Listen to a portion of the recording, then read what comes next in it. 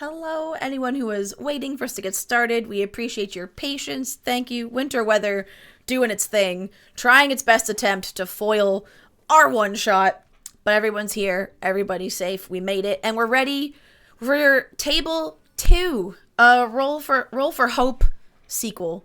Same one shot, new players. It's going to be tons of fun.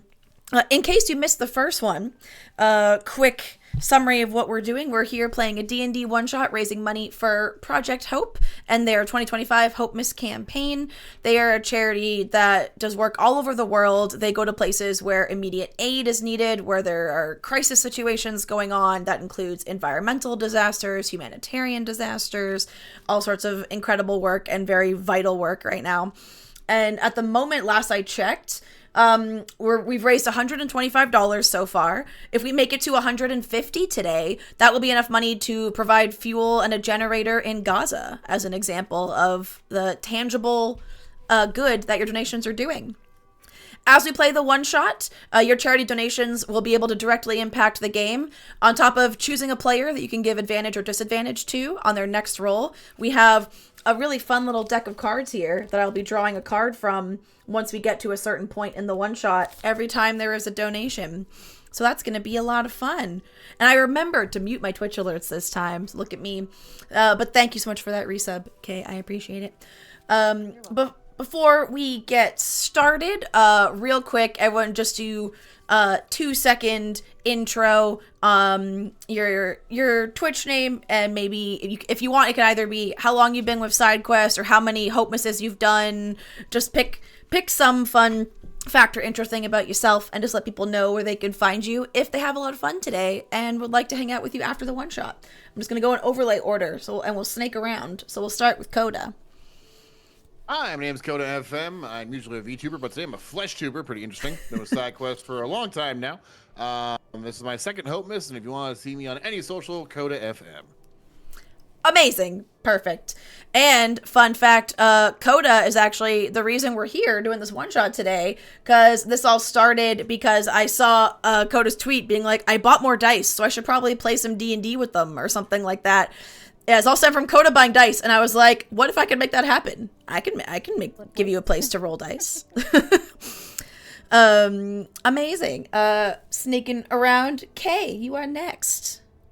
Hi everybody, my name is Kalina K for sure. I'm all about those chill, cozy vibes. I'm excited to be here. I've been with Team SideQuest since the beginning, which is wild to think about. That's what, 2020, 2021? Couldn't tell you. It's been a minute. And this is my second Hope Miss. Hell yeah. Mosh, over to you.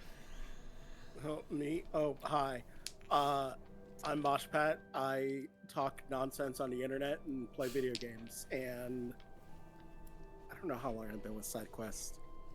Who's counting? I've been here for a while. Who knows? Anyway, hi.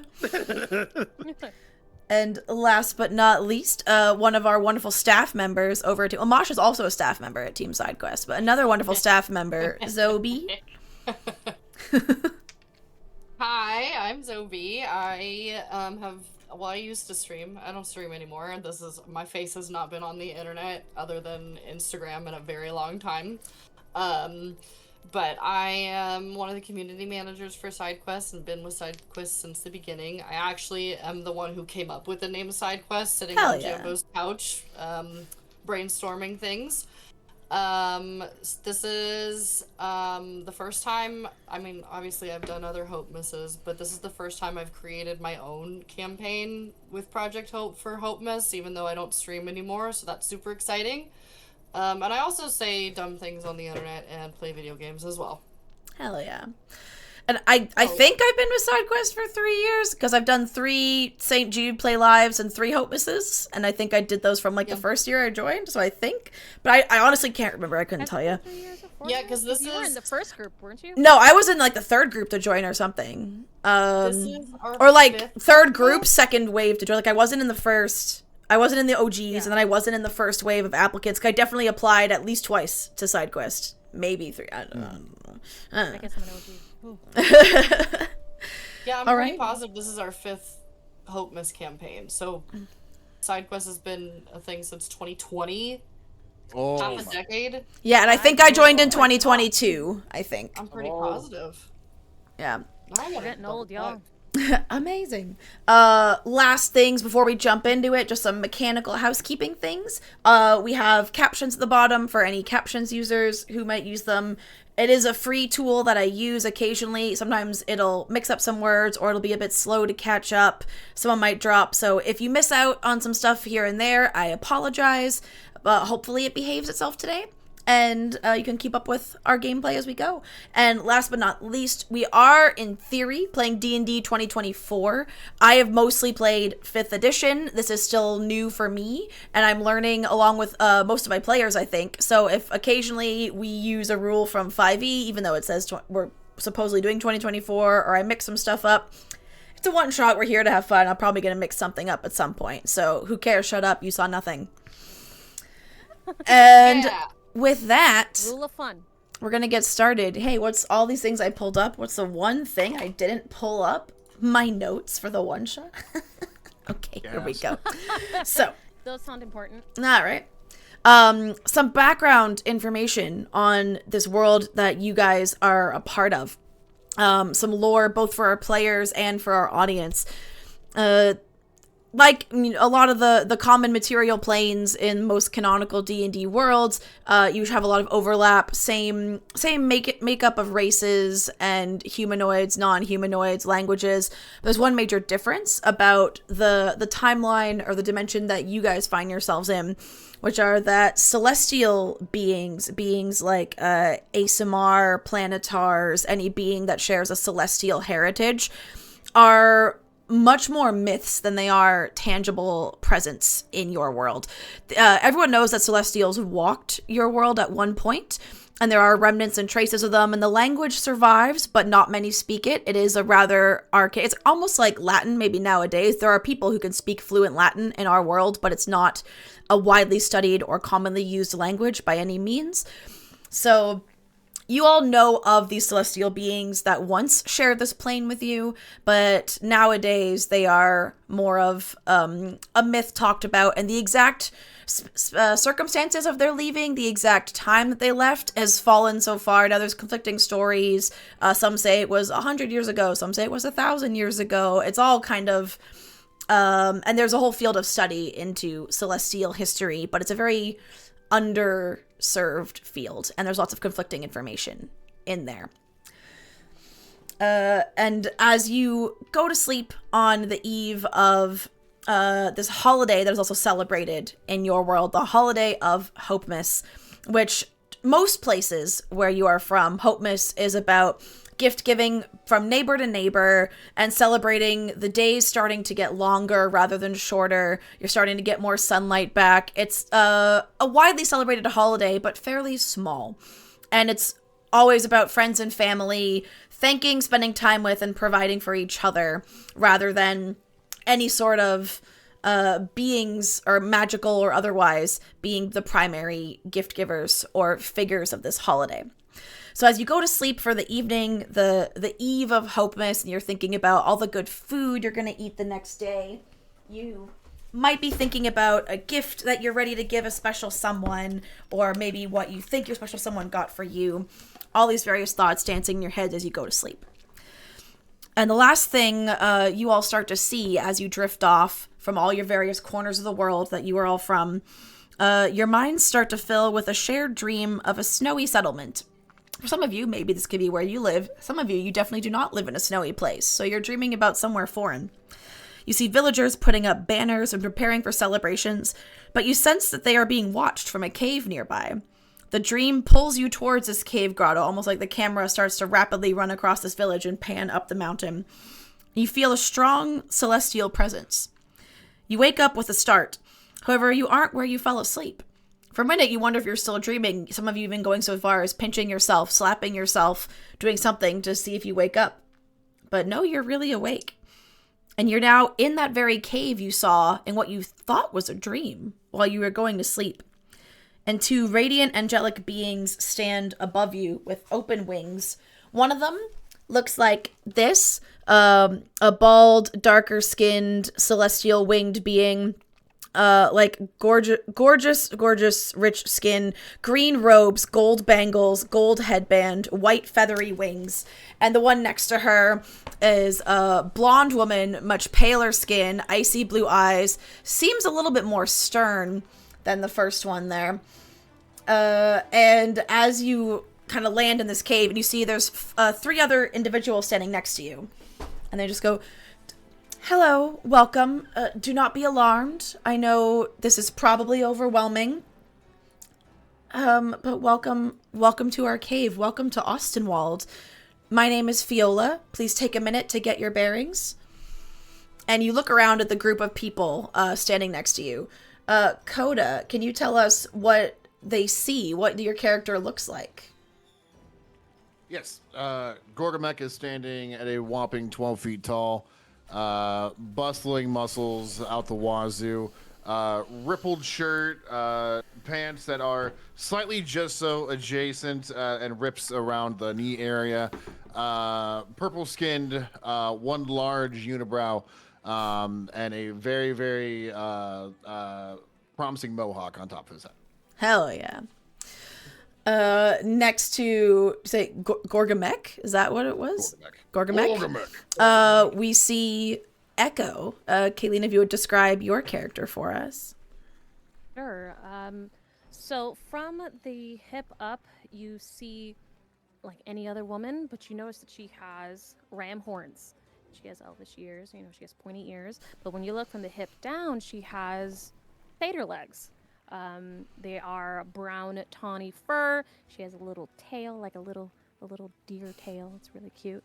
But you find her dressed in like bright, colorful clothing.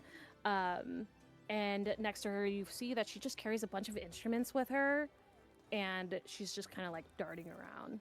And she has black to green hair. Yeah, that's Echo. All right, and next to Echo, we have, and I gotta double check this name because it is a doozy. We see Whimsy Whisk. Whimsy Whisk, if you want to describe yourself for us. You see a super skinny, exactly 5 foot short, scraggly elf dude. Looks like you can't tell if he has or hasn't showered or bathed in the past week. And he looks like he's seen some stuff. He's in like a constant state of shock. 1,000-yard stare. Yeah. Yeah, 1,000-yard stare looks like... Even more so because you've been brought out of sleep in your beds in your homes to this cave. Yeah. You don't know where you are, and there's beings that you thought had long left your plane in front of you. Oh, yeah. And last but not least, next to Whimsy Whisk, we have Morana, if I've said that correctly. And if you could tell us what your character looks like. She is decently tall.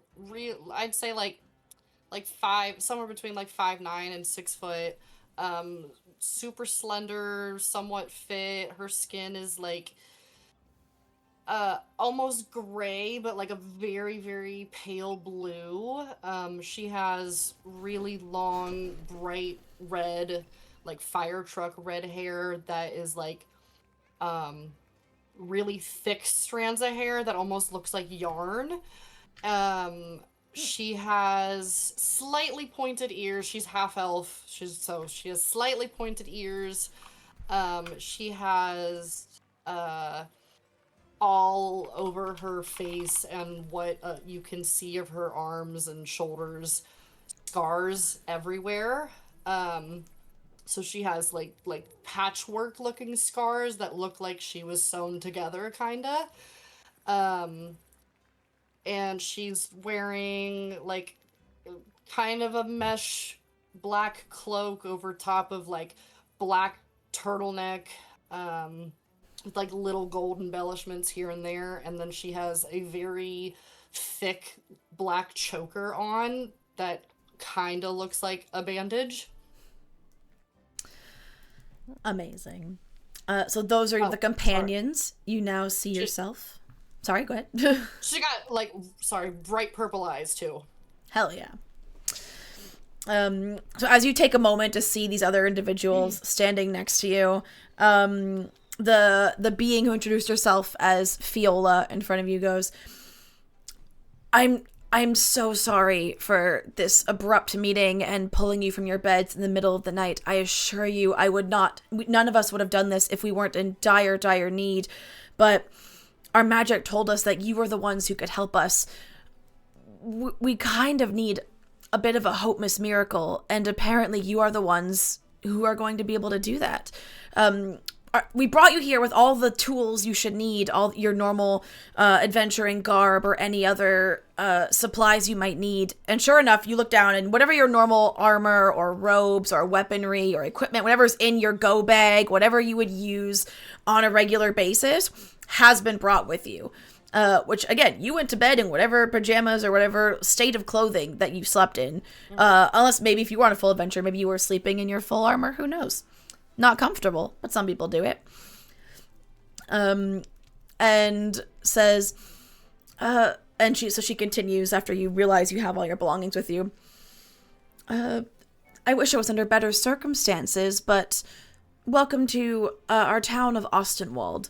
And everyone can make a history check as she says that name.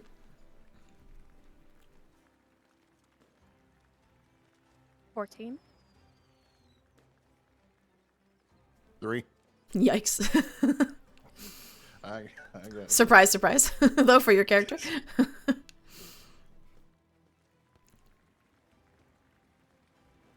17. 17, okay.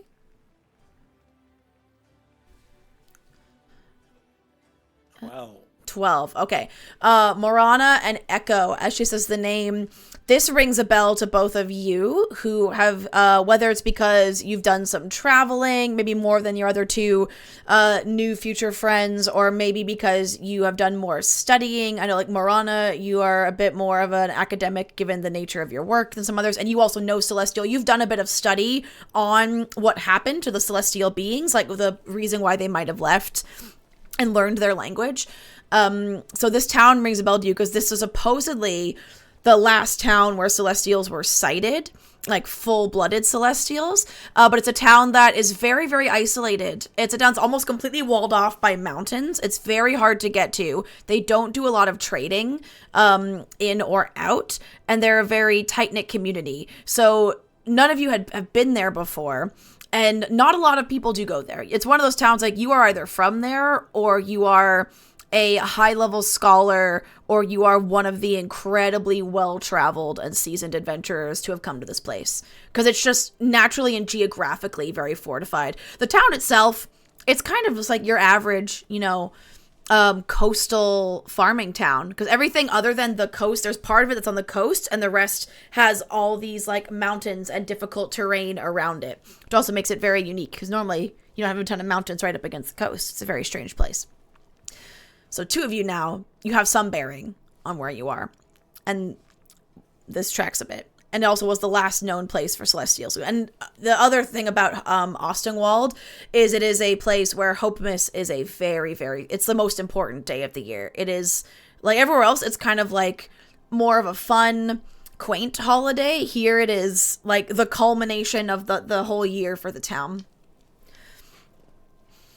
And you look over, and as she's telling you this, you also see a table of other Celestials. They're not as adorned as Fiola, like not as much jewelry, bangles. They don't have the headband that she has. But you see people are putting together gift baskets. There's some people who are finishing the touches on some candles, like some homemade candles. Some are weaving wreaths and garlands. And it seems like they're finishing up the touches on some festive gift items over in the corner. And Fiola continues, you see, the reason that we have remained in this town is because the matriarch of our family, who hopefully you will meet before the night is done, Grandmother Gunhilder, the name is spelled like this. I'll put it in the chat in case anyone's curious.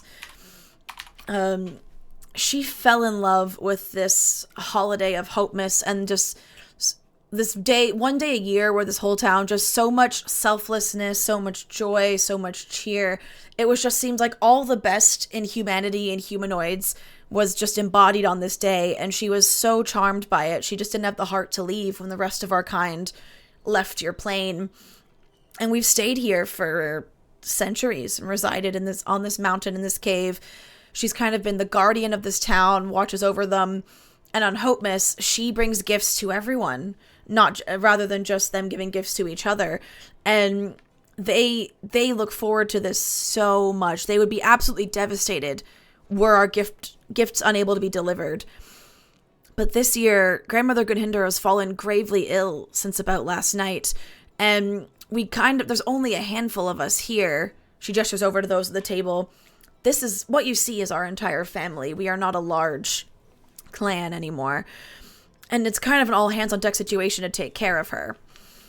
As she says this, I believe just Morana, as I check my notes to confirm this, your passive insight is high enough. You see like a quick, almost like a muscle twitch in her jaw, like she's clenching her jaw a little bit. Even though you're in an icy cave, the faintest bead of sweat on her bald head. Even you sense that this illness is far more troubling and severe than she's letting on to you guys. Like, she's letting on to you, it's serious and it's an inconvenience and we need to nurse her back to health, but like, we'll deal with it. Definitely super, super serious. And she's playing it cool. And as you notice that, she gestures over to, you see these two floating, or this one floating, like, scroll that seems massive, and it's, like, rolled back on itself, and it's, like, constantly rolling and unrolling, levitating in the air. It says, "This is our magic list. It is always constantly keeping track of the inhabitants of Ostenwald, what their likes and dislikes are, their behavior over the years, basically how worthy are they, how many gifts does Grandmother Gunhilder want to bestow upon them." But it also has many other divination and fortune-telling functions, and it was the artifact that gave us your names and told us you could help us. And I know this is a lot, and there's no reason for you to help us, and we'll send you back to your homes, I promise. But honestly, we need all the help we can get right now, and it may not be as big where you're from as it is here, but Hopemas is the most important day of the year for this town, and we would hate to devastate them by letting it pass without following traditions. Please, could you help us deliver some gifts this night so we can help Grandmother get better?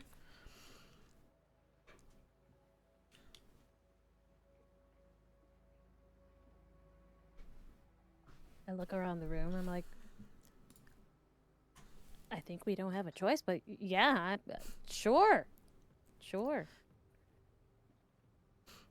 kind of like you guys looks in? over, says, "The glorified Krampus." Yes. I look up to Gorgamek and I tug his shirt. What do you want?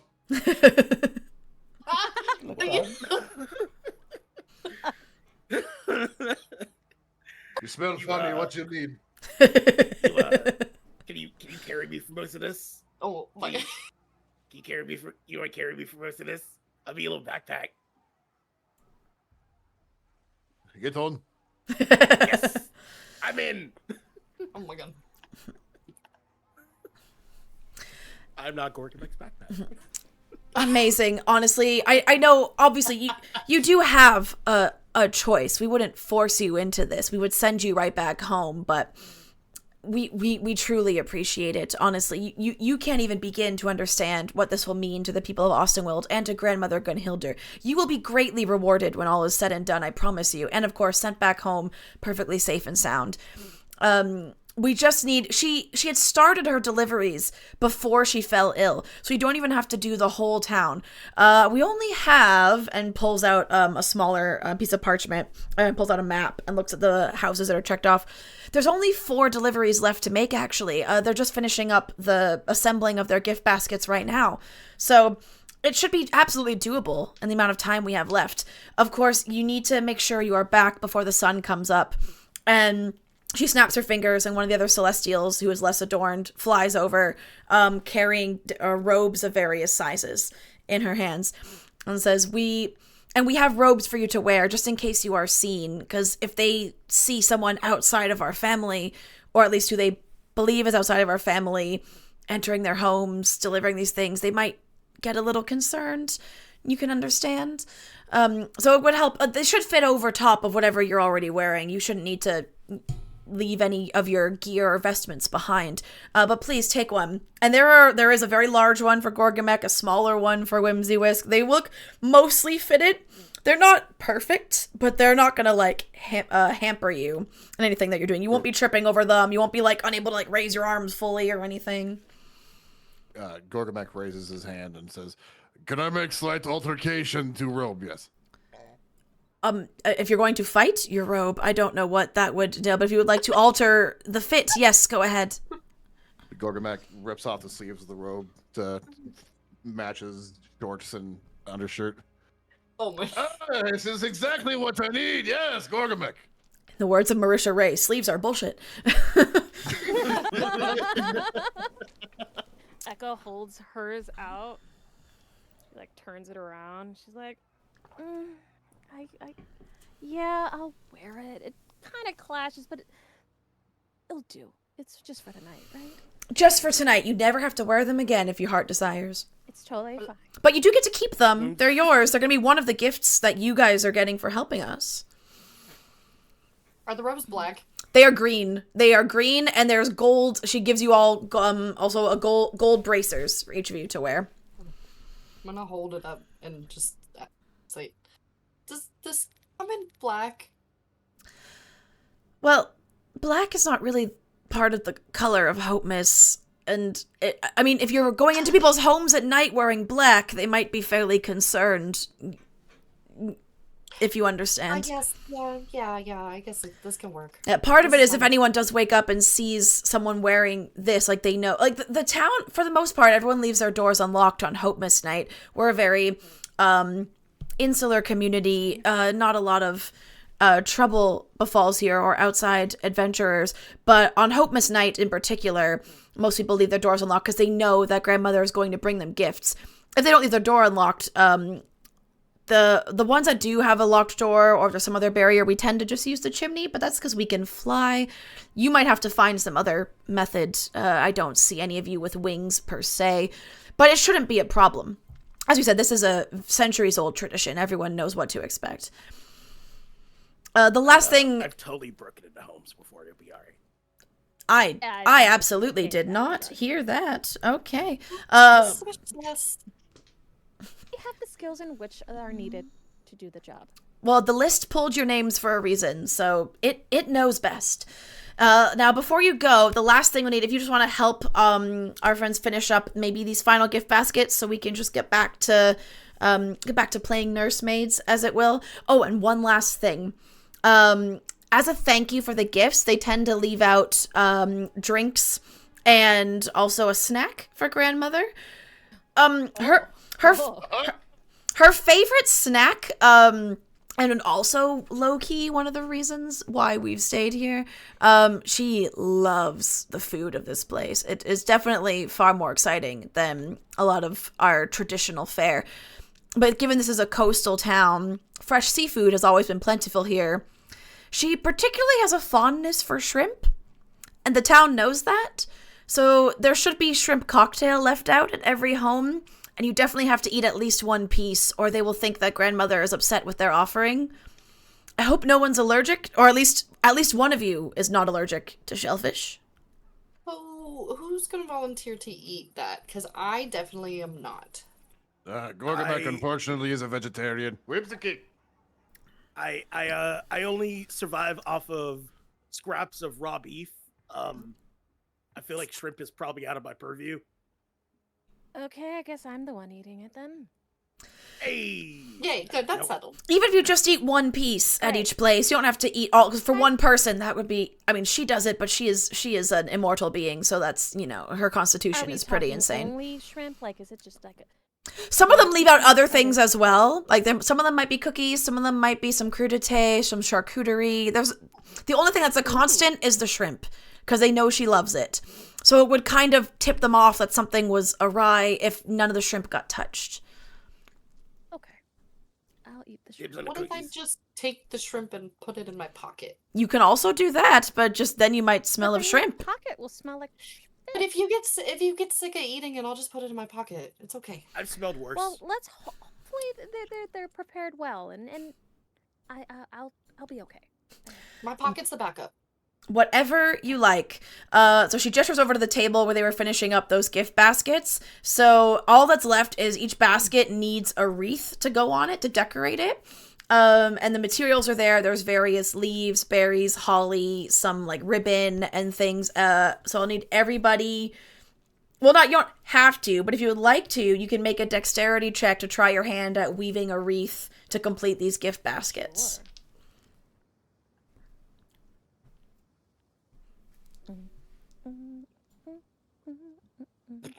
3.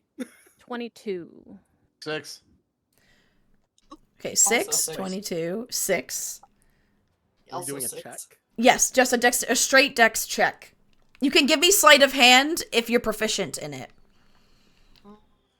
Ooh. I am. I'm Wait, not. am I? My dex check was better. Okay. Oh.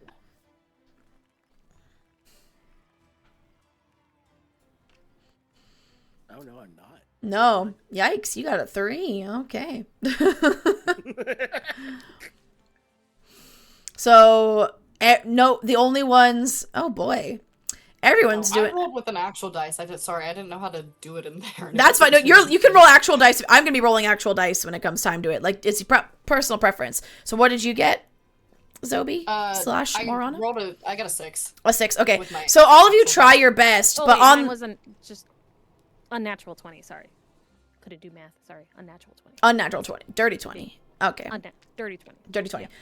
So all of you try your hand at making these wreaths, and I mean, like, it's a wreath, but they look nothing like the ones the Celestials are making, except for Echoes. Echoes has not only does it look very well put together, very well crafted, but also has a super fun artistic flair to it. So, Echo, you get a luck point for the rest of the one shot. You can choose when you would like to spend it for how well you made your wreath. As you are heading out, you now have the baskets. So the other Celestials have gone back. There's like a door in the back of this cave grotto. They've all left. The only one left with you is Fiola. She comes and brings out a red velvet bag. Goes, all right, if you just want to put those in here, this will be the bag you'll take with you to make your deliveries. It's a special bag of holding. I enchanted it myself.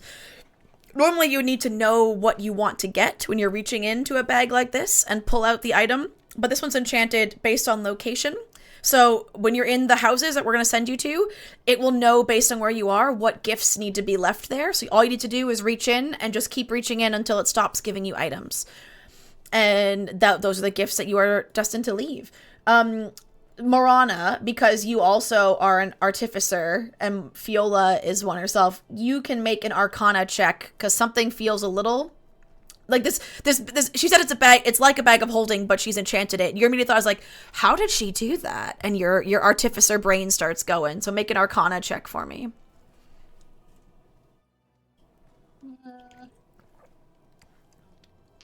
13. 13. So you can't tell how she did it, but as you're like examining this bag and kind of like probing it with your arcane senses, if you will, you sense the magic feels a little unstable. Or like something's not in a dangerous way, but like every so often, like everything has a magical aura. You're struggling to read the aura because she's like obscured it with her crafting, but every so often you do feel the aura like flicker or change briefly. Like it's normally consistently one type of magic, and then it's like dipping into another one every so often. All right. She next hands you the last thing you'll need for your adventure, which is a map, and I will show it to you in above VTT. And this is a map of Ostenwald, and it shows where it has the 4 homes, or the 4 locations, I should say, that you need to deliver marked. They're the 4 locations that are circled that you see on this map. Ignore the numbers. Obviously, I would have just labeled those 1 through 4, but this is a map from a different thing that I used. It's not a map designed just for this one shot. I've repurposed it. So I know the numbers are 1, 4, 6, and 10 that you're going to instead of 1, 2, 3, and 4. Ignore the numbers. It means nothing.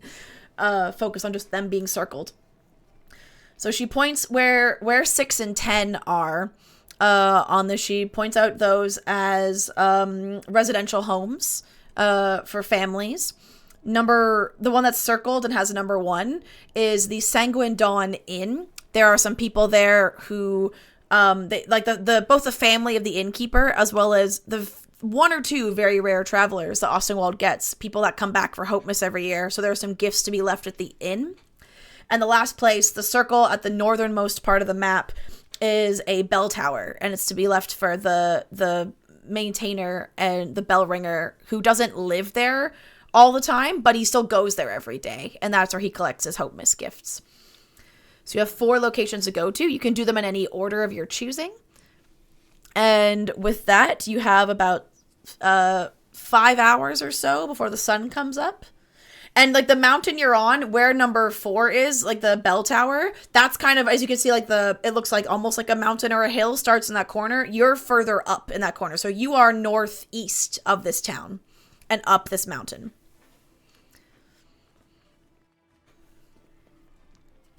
So let me know where you would like to start and what you would like to do when you set off.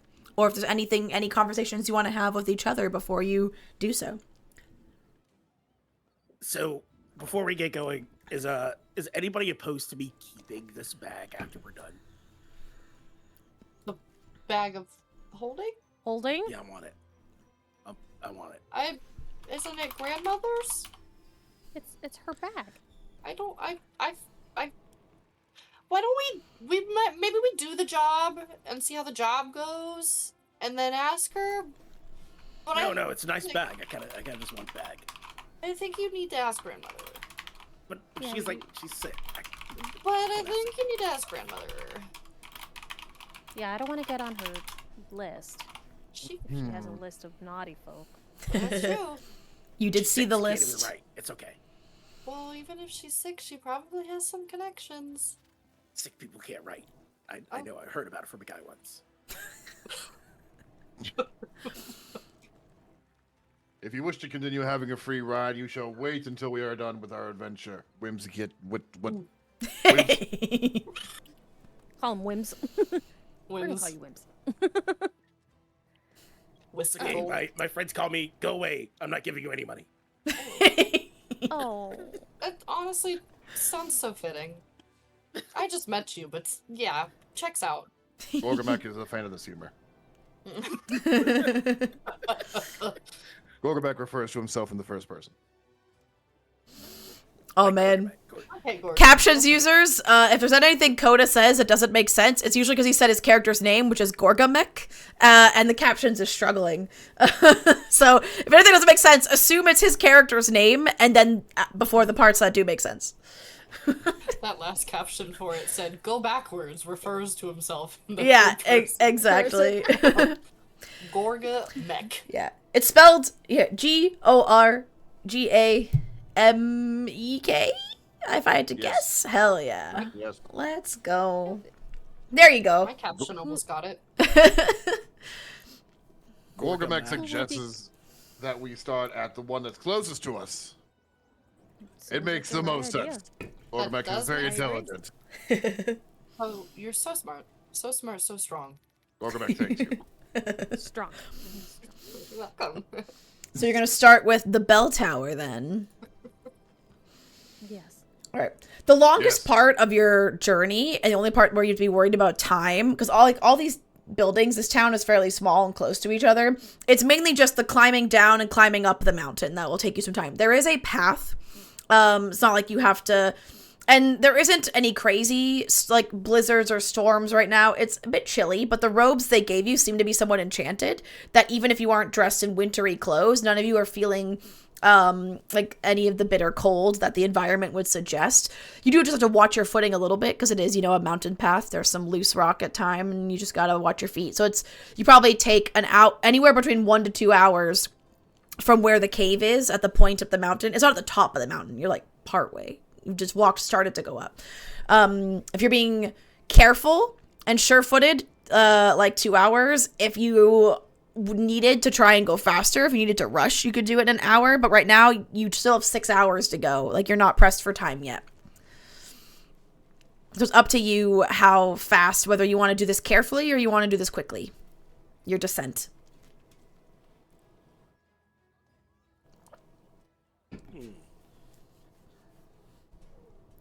I vote quickly. Well, you're being carried on. Yeah, you're being carried. Not even walking yourself. Which is why I vote quickly.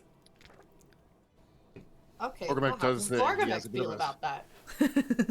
Gorgamek says he does have quite a bit of a smell to him, so perhaps quickly to get him off me. That might That whiskey has a smell, or be... Gorgamek has a smell.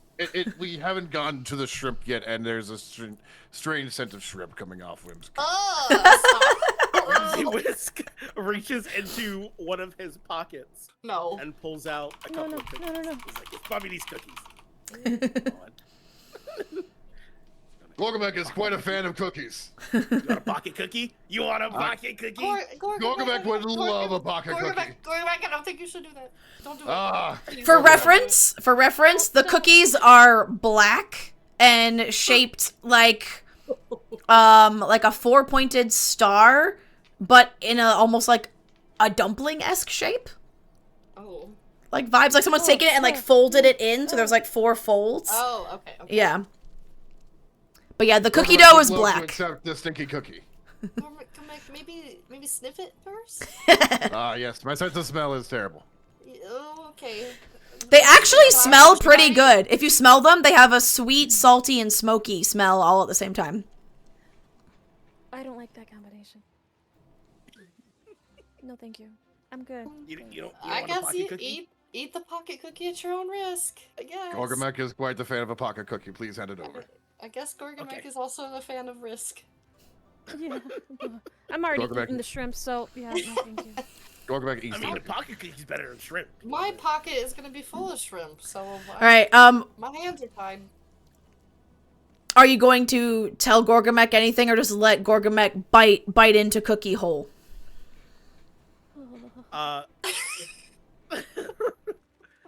Shudders. Here, since I like you, I'll give you a little bit of a catch-22, little warning. Yes, small, smelly friend. I got these cookies from some like very grody witch, right? I don't know if she was a witch, but she's I'm offended. very she looked like she smelled worse to me. But so she said that only I was supposed to eat these cookies, and horror would befall those who ingest the cookies. Okay. I don't know what Gorgamek, horror please is. don't. Well, Mm. I don't think this is a great idea. For reference, that's what the cookies look like. Oh no. Oh, Mm. that looks a little spooky. They look like Gorgamek. fortune cookies that are black. Yeah. Looks down at his hand and says, "What has Gorgamek done?" Oh no. So Well, Gorgamek hasn't done anything just yet. nope. So you bit into the cookie. Oh yeah, yeah. As you do, you're chewing. You're like, what the? And you like kind of like sputter for a bit, and you spit out a small piece of paper. So this cookie had the paper inside it, like a fortune cookie in our world. Mosh, do you want if people eat cookies, do you want to roll it or do you want them to roll it? I'll have them roll it. So All right. I am wholly not responsible. Coda, roll a d20. Oh, no. All right, here we go. It's 12. Oh no. I don't even know what's gonna happen. I didn't like that laugh. I did not like that laugh The at all. cookie says. The cookie says your demise is met with revelry, gnashing jaws, and gluttony. Oh. So as you read this piece of paper, nothing immediately happens, but you feel almost like a feeling of like magic settling on your skin, almost like wrapping around you like a second skin.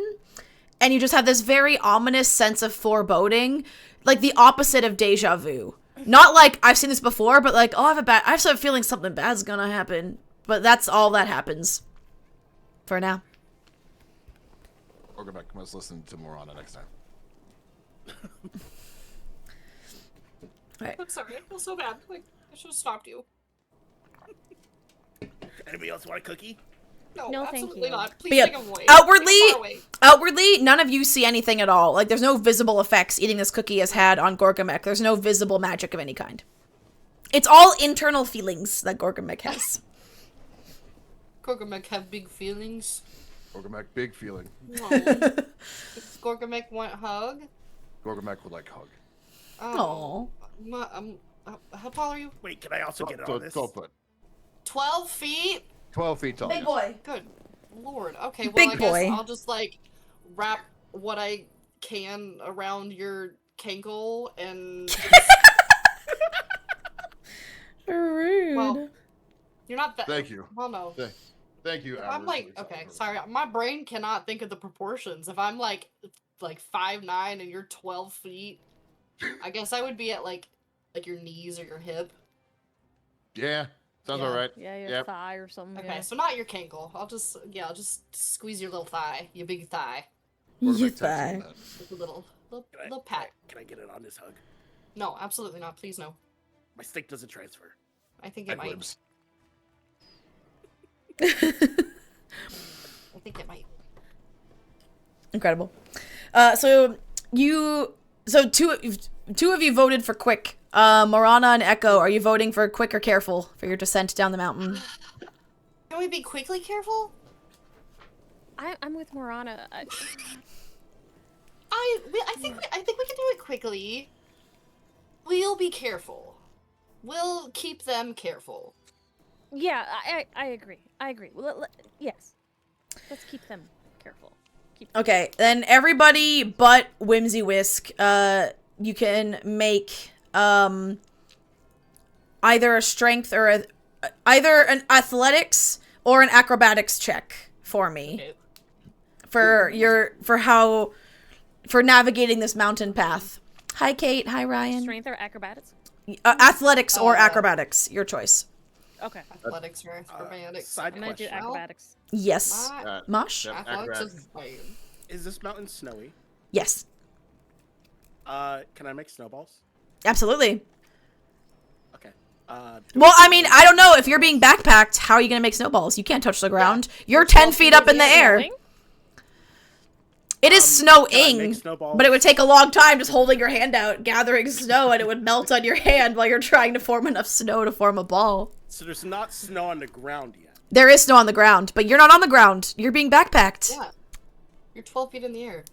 Before we leave, can Yeah, I make you're- snowballs? Yes, you can make snowballs before you start your You've descent. already become a backpack, though. You did that first thing as soon as you met. Yeah, you said, I can I crawl be on your down. back? You could come down and then go back up. There's time for some snowball making before you start your descent.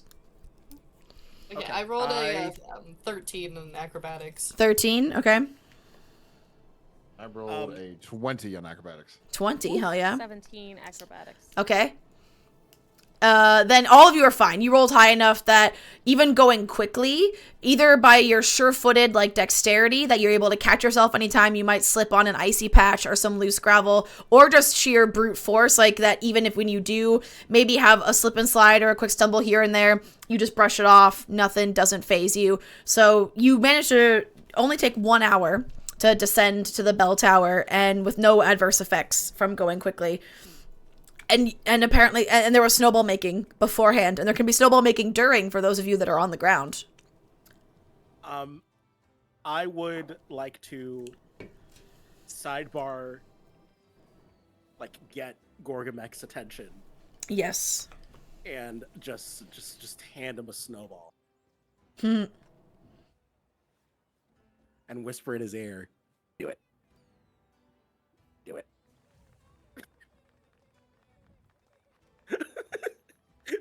Gorgabek is quite entertained by your thoughts, small person. Gorgabek throws a snowball at Marana.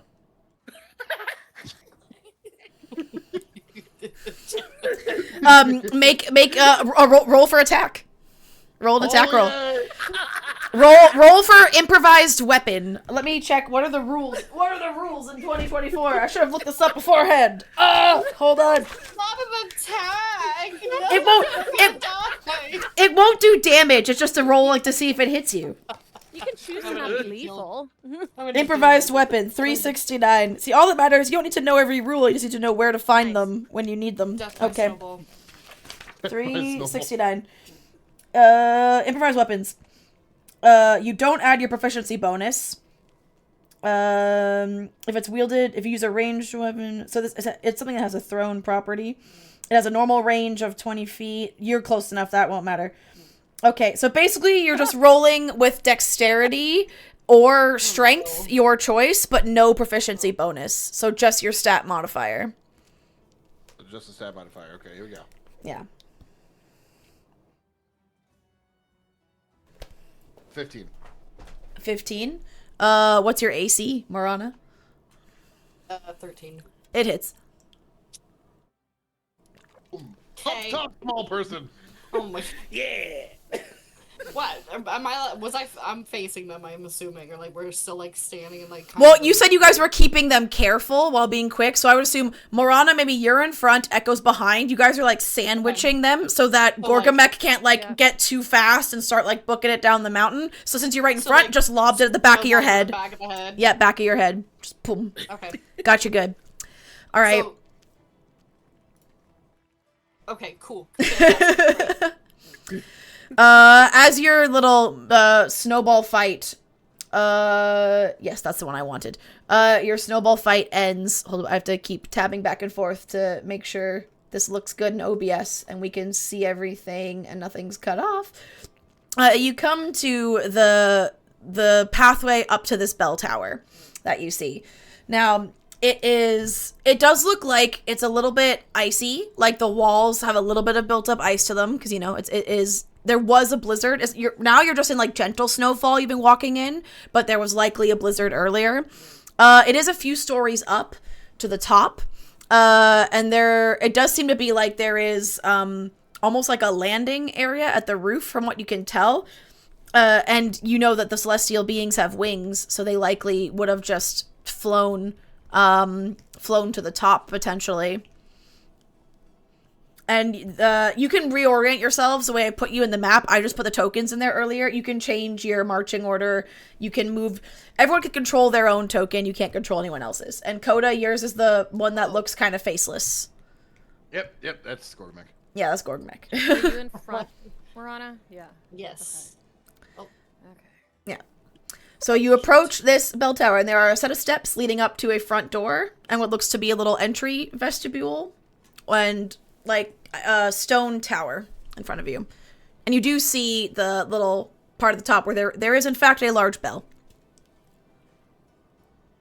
So are we like I at the can- door? Yeah, you can be. Okay. I can climb that. Can you? However, how You tall? asked to be carried. How tall As- is the Uh, it's like probably like 6 stories tall. As you, Very tall. it's a bell tower, man. That's taller than Gorgon. As you approach, because it looks like Marana has approached the door, you hear a voice seemingly from below you. It says, "Oh, hi there, hi, friends."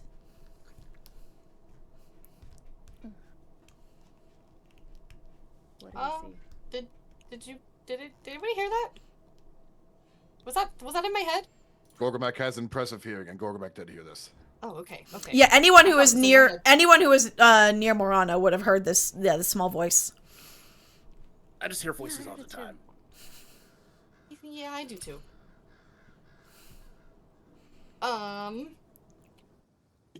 Down here. Here over the Down ledge. here. Like, I'll guess with it, the pathway's like kind of like raised, and there's like the ground like dips below. Like, Yeah, it's coming from in front of you and below is the direction of the Okay. sound. How far below? Like maybe not too far. Maybe like here ish, like mid torso. okay, okay. But so, all- like around like Yeah, but what's in front of you is a the door. railings of the staircase, maybe. Yeah, what's in front of you is a door. Okay. Gorgamek lets out a small yell. Hello, small human. Oh, I'm not a human. I'm a doorknob.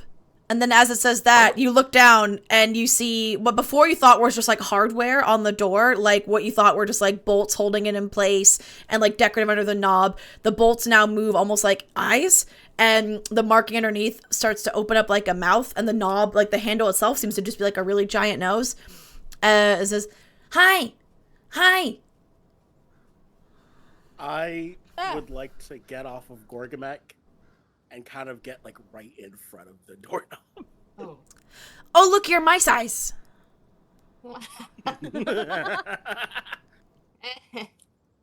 Hey, how's it going? Hi, it's going pretty good. Normally, I only see the guy who lives here. I don't see a lot of people. This is exciting. I mean, there's the other, like, angel people, but they fly. They usually just go up the top. Who's the guy that lives here? What's he into? He likes science and stuff. He likes mixing things together. He likes books. There's science stuff and book stuff in here. And I like a mixing bell. things together, but I've definitely never read a book. Oh, that's not good, because I had an idea for a fun game. But if you don't like to read books, then you're probably going to be terrible at it. I mean, I'm down for a game either way. What you got? I like riddles. All right. I knew a guy once that had riddles. He lived under a bridge. It was really fun to hang out with.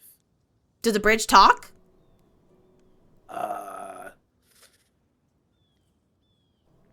Sometimes. That's cool. We'd be friends. Anyways, I see you're wearing the green and gold, the things. So you must be with the angel people, which means you're allowed in here. But I also technically am not supposed to let anyone in here. But the guy who lives here or works here. But if you can answer my riddles and you don't tell him, I'll let you in here. All right, lay it on me. Okay. Riddle number 1. And I will copy and paste this and put it in the Discord chat so you can like reread it and don't just have to hear it once and absorb. Thanks. Oh, hold on. As I choke on my own spit for a second. Oh no. Okay. Riddle number 1. I've a face for all but Sunday. Fortunes and debts I've cast away.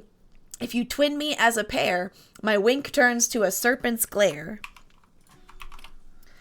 I'll put the message in the Twitch chat, too, for anyone watching. And feel free to put your thoughts on the answer, but players, don't look at Twitch chat until the riddles are done.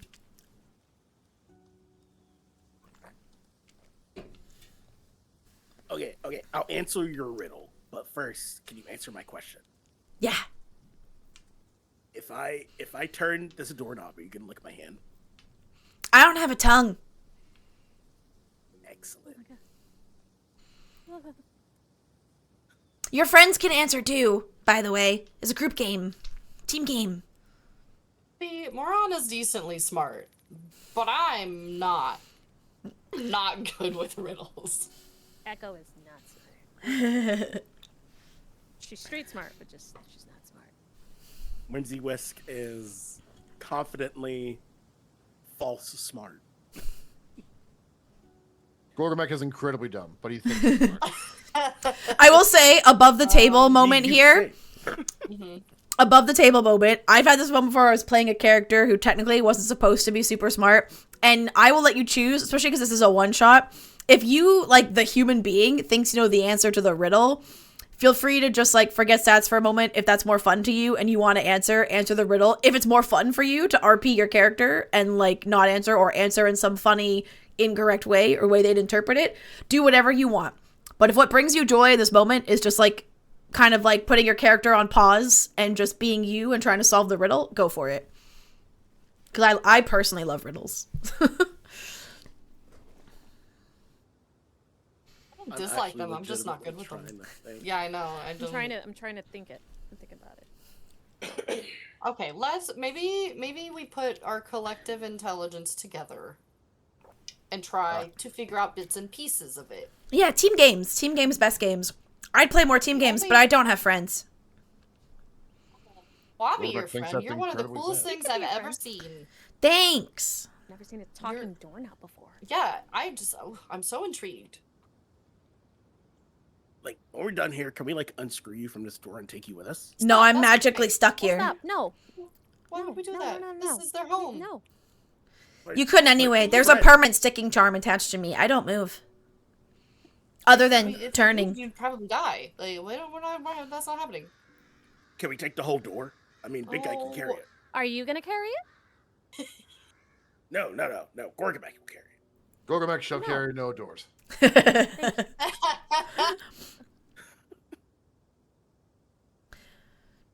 And if you guys are struggling at any point, I will let you make a straight intelligence check, and depending on your how you roll, I can give you a hint. And any players watching, if you want to donate to our Project Hope campaign, you can give players advantages on rolls when you donate, so you can also help them that way. Who knows? Maybe one of these fancy cards would also help them, but we don't know. Can I roll intelligence? Yeah, you can roll a straight intelligence check to see if anything about this riddle tickles your brain. Come up with anything. The only thing I can think of is the face part makes me think of a watch, but the Sunday part doesn't make sense for a watch. What else has faces? People, animals, I rolled a 12. You rolled a 12? watches. Well, actually, I wrote an 11. You said just straight, so no. Yeah, just straight intelligence. Plus 1. 11. Okay, then I rolled an 11. As Morana says that, she's on to something about things with a face that are not a living face. Like, it's like the whole humans and animals, obviously not, but like a watch. You're like, oh, that sounds like the right track. This sound, yeah, watch, clock, like something like that. Something inanimate, but has a quote face. You're definitely on the right path. But for that roll, it's all I can give you. What else? Face. Clocks and watches are all I can think of right now. Then maybe pick another sentence and dissect another part of one of the other sentences. Fortune and debts. So money means nothing to them. Fortunes and depths are cast away. Fortune and debt. Coins have faces, like a face of a coin. Coins have a face of a coin. Yeah. Of a That face would have of to a- do with fortune and debt. Sunday banks are closed. That's so good. What? If you Really turn good. as a pair, my wink turns to a serpent's gaze. Serpent's glare. Rhyming. But Oh, in sorry. that serpent's glare and serpent's gaze wouldn't make a difference in this. It's not going to be the linchpin. Is it? But if you can pinpoint what it's Is it- referring to with the serpent thing, that's probably the biggest hint in Yeah. the riddle. Yeah, that's why I was like, is it? Can I just solve it? Is it? Do I have to do something? No, you just say it out loud. Solve Like, it? just say the answer. Is it a dice Correct. with the snake eyes? Snake eyes. Twin me as a pair. And Yeah. die have faces. And gambling. If you win big on a dice roll, for debts cast away, but also fortunes, money gambled away. So the doorknob goes, yeah, that's right. If I had hands, I would clap. Good job.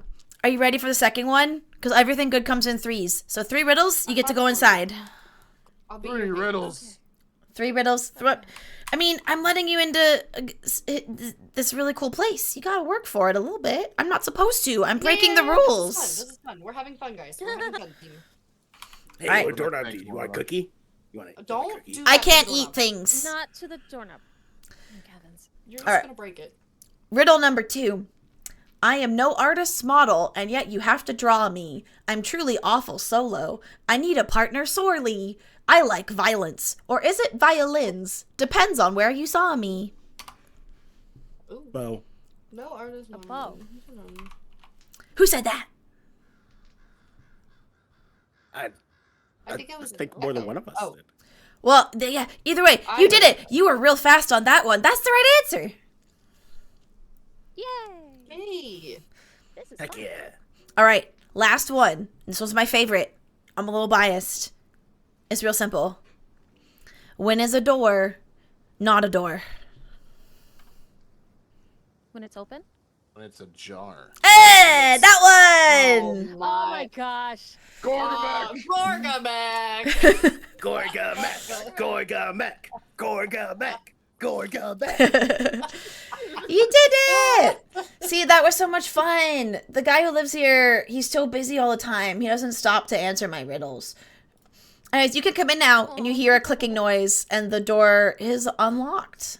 And you can go inside. Hey. Good job, Gorgamek. Gorgamek is incredibly intelligent. Thank you. So smart and so strong. I know I So can smart, see his so brain from up strong, here. It's pretty big. So brave. Gorgamek starts blushing. Aw. So, He as blushes blue because he's purple. cute. As you enter the as you enter the bell tower, this entrance area, you can see there's like a rug, some statues, a little like dining area, a little sitting area, a fireplace. It's not on the map, but there is the Hopemas tree, to where you were told to leave the gifts, is like to the right of that little sitting area, kind of in between it and the stairs, like near the fireplace. So that is where you leave the gifts. And the where the table, all the plates are set out, that is where the foretold shrimp cocktail sits. And there are also a plate of cookies. The cookies do seem a little bit stale, or maybe they just got cold. It's a bit chilly in here, you're not sure, but they do seem a little bit like solid. Like if you clinked one against the plate, they're definitely going to be crunchy. I would like to immediately run up to the cookies, grab one, and bite it. Roll a Constitution save for me. Uh-oh. Oh. Oh.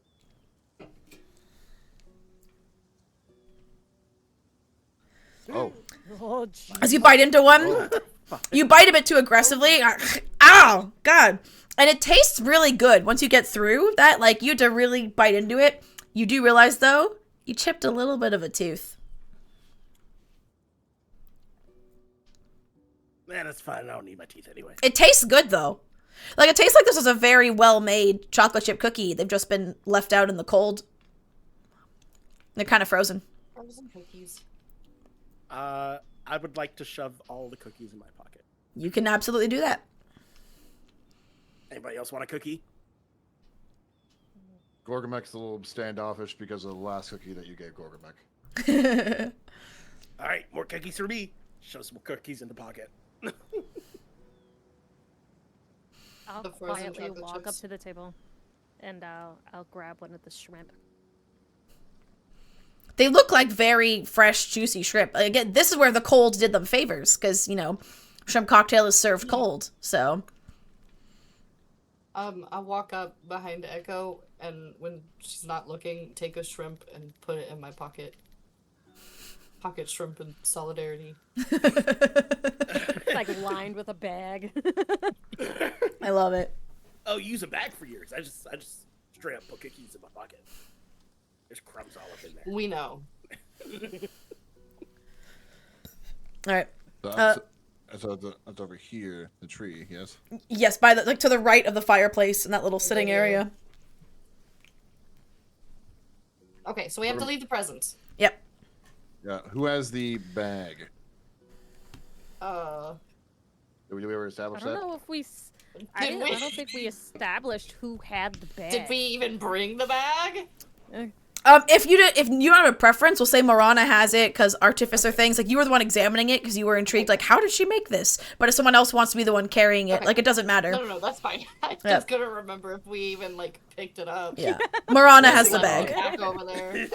Okay. So what we're just supposed to keep reaching into it until it Nothing comes out. stops? Yep. Okay. So you reach in and like a super heavy ass, like you need Gorgamek's help to get it out of the bag. It's like a tome of a book, like with a ribbon around Gorgamek it. comes. Yeah, it comes out. Can you help? Don't worry, Gorgamek is incredibly strong. I shall help you. So Yeah. strong, so smart. So Gorgamek reaches in and one-handed pulls out this like chonker of a book. And then other than that, there's everyone will have one of those gift baskets you saw, like a basket with a wreath attached, but then there might be a handful of other things as well. So in this case, it's the book, the gift basket, but then there's also it looks like some fresh beakers and test tubes. Like maybe he broke some of his and needed some replaced that are left out. And that's all the bag offers up. How tall is the ceiling? Is Gorgamek like leaning over right now? No, you're fine. It's all the floors here are fairly high ceilings. Crawling. Oh, okay.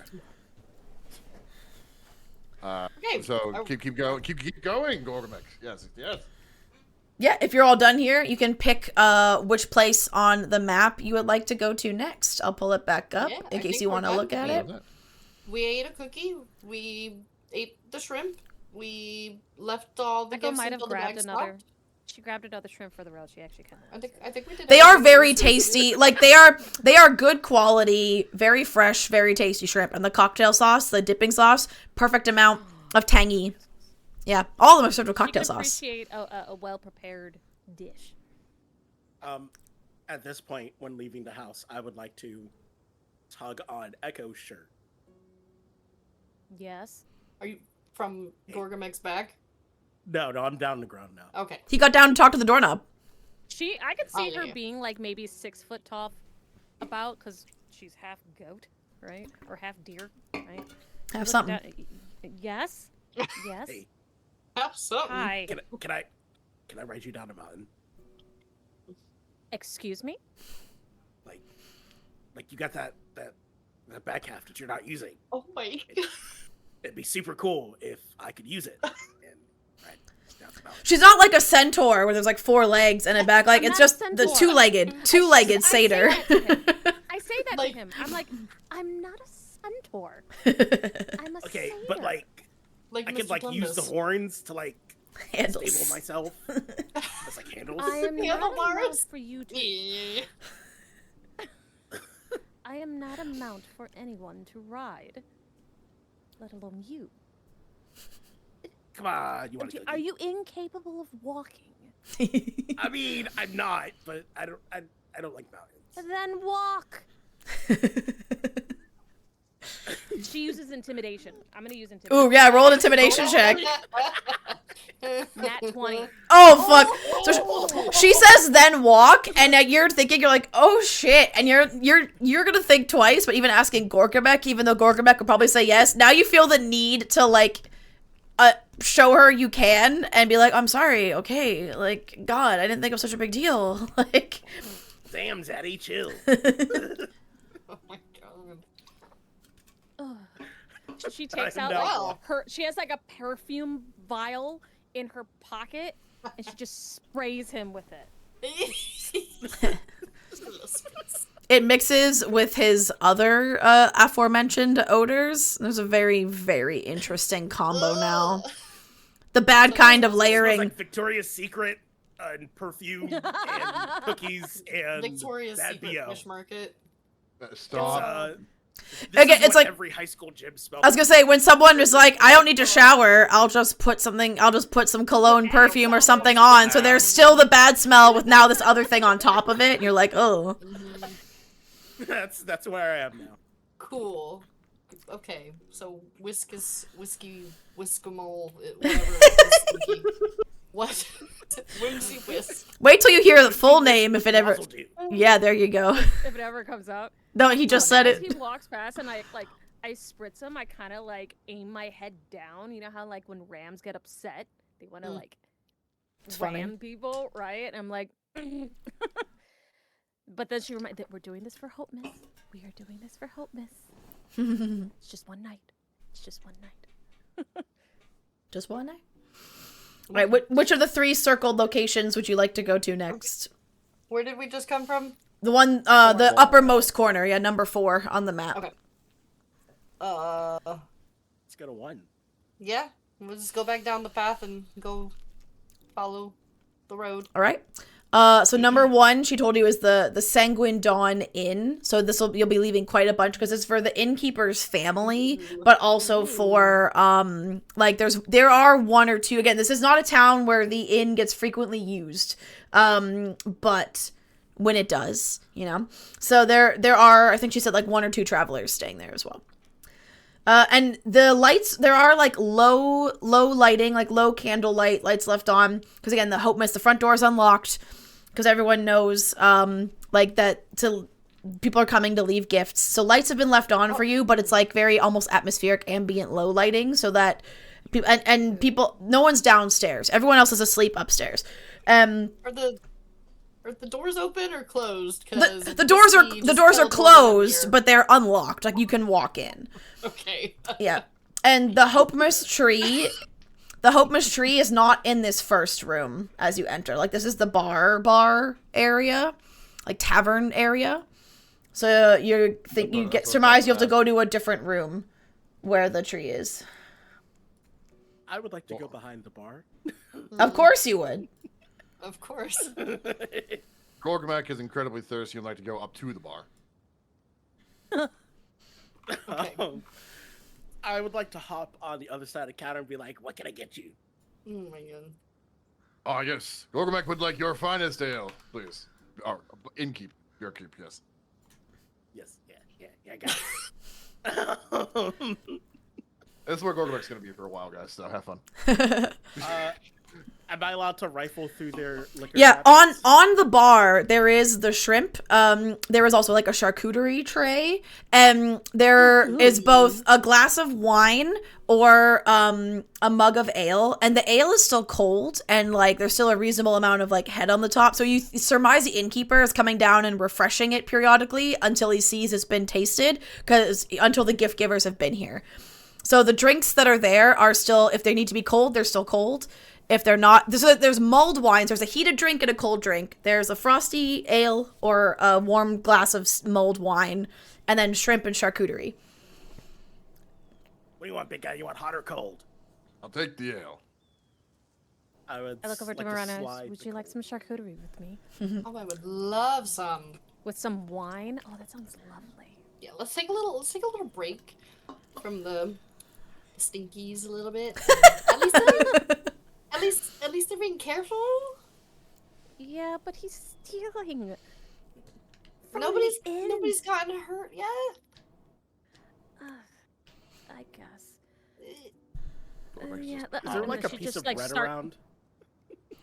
There's crackers on the charcuterie table, and there is like a few slices of some really nice homemade crusty sourdough. I would like to fist a cracker and just shove it in my pocket. Your pocket. Oh my god. All right. Yeah, more handful cookies. of crackers. They just crumble all the way. As for behind the They're just a bar, little trail. it does seem like there is a lock on, like there's a wine cabinet that is locked, and you see this is where like the nice vintages are. There's some fancy mead. There's like the really fancy aged wine, but then some regular like. The house wine is out and available, like a basic white and a basic red are there, and basically all the low end, like bar rail cheap wine is not locked up. Good stuff is locked up. Need the good stuff. Other than what's left yeah, out, what's left out on the table, like that wine and the ale with the charcuterie and the shrimp, are very good quality. But in terms of We'll what just else is take behind the bar, what's left out. We don't need to break Yeah. into anything. That's not what we're here to do. It's Hope Miss time. We'll just take what's up here, okay? Fine. Gorgamek agrees, and Gorgamek is about to slam this ale. Cheers. I would like to kind of come over to. Cheers. This is a fireplace, right? This thing up here. That is. yes. It's one of those fireplaces that you can see through to both rooms. Like, so you see through it. There is like a room on the other side, and that room looks to be like a performance area. Like you can see a little bit of a stage, and you can see some tables. Is the triangle Is the the tree? fireplace on? Yeah, the fireplace is on, but burning very low. Like kind of like embers, the faintest little licks of flame here and there. It's keeping the place warm, but it's not like roaring fire. And yeah, the green triangle on the map is the tree that I drew, just to show you where it is. Okay. So I guess Gorgomek's gonna hang out here, and we'll go find the tree. Sure. Yes. I see the instruments, and I go straight to the instruments. As you're before you're leaving the bar area, Morana, can you make a perception check for me?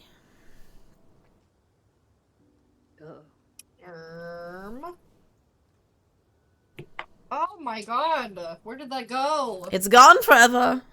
Oh my god. Those are my fancy dice too. And don't forget, chat, at any time, your donations make things happen in the game. So if you want to add a little chaos at any if you want to add some chaos at any time and support an incredible charity, the link is pinned in the chat or !donate. Yeah. So with that nat 20, Okay, as you were looking around, because you were looking at what was on that charcuterie tray, and you were keeping an eye on the stinkies, as you call them, to try to make sure they aren't going to steal some shit.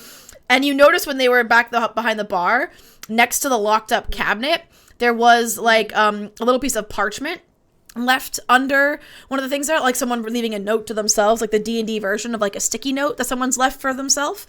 Okay. And you noticed it because it was written in Celestial, which again, anywhere else would be really strange. Here, a bit less strange now that you know this is the one place left in your plane where Celestial beings actively reside. But the note in Celestial says, "Don't forget disarm security system." Uh-oh. Oh. Hey everyone. Hey, before we leave this room, since it seems like nothing bad has happened being in this room, apparently there's a security system that I would probably need to figure out.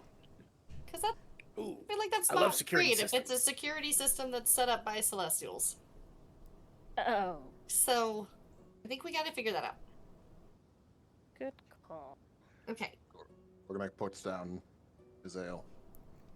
I shall be no help in this effort. I'm gonna be tons of help. I'll be helpful. I believe that. What, you Oh, don't wow, believe you- mine? I'm super helpful. I helped last time.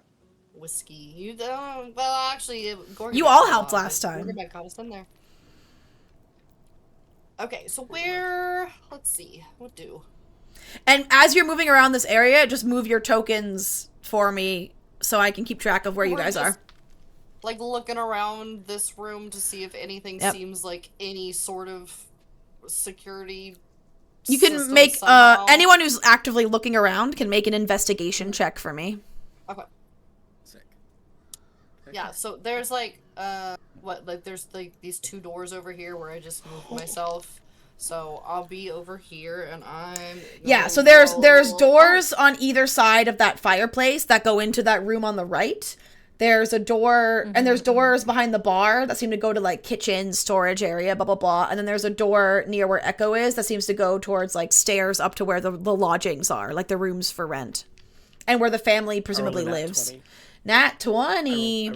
Nat 20 plus 3. Holy 23. shit. Okay.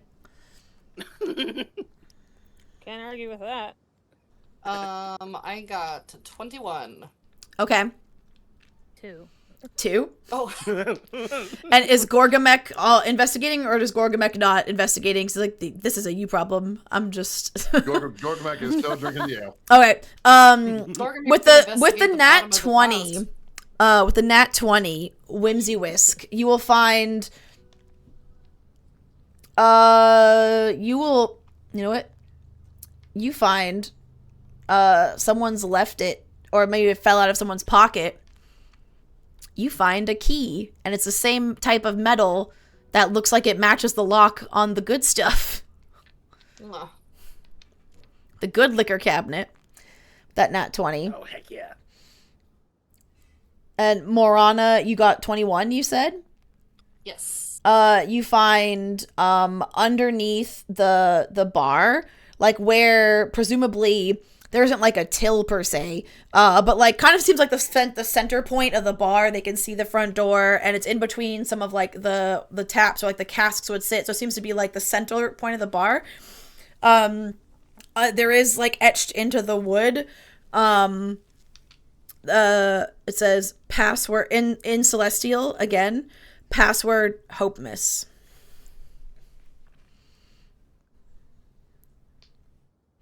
Well, I'm immediately going to go open up the good stuff.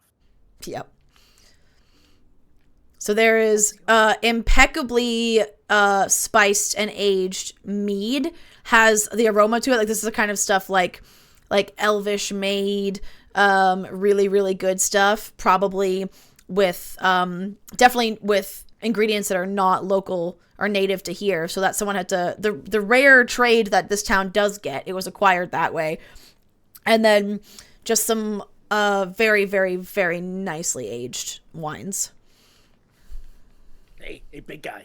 You want some of the good stuff? Gorgamek looks at Wims.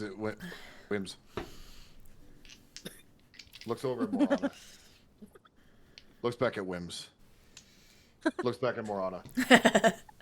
Am I looking back at Gorgamek, or am I like paying You're attention still to doing that? your investigation, and it's like you're finding that password, and you're like, what password? So I don't see these looks. No, you don't see it. A small shot for Gorgamek. Hey, let's go.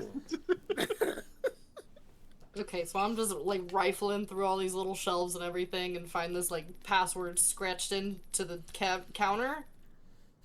Yep. Is that what it is? Okay, cool. It's just Ooh, text. Text that just says password Hope Miss. Ooh, I think I found something. Where's Echo? Echo, Yes. I found a password. But now we have to find where the password Yes, goes. we do have to find that, but the password says Hope Miss, which, you know, How I don't know if that's convenient? great of a password. I don't think that's very great. Depending on what this especially- password goes to, so maybe it's not that secure of a system? I don't know. That doesn't seem like a great password, but that is the password.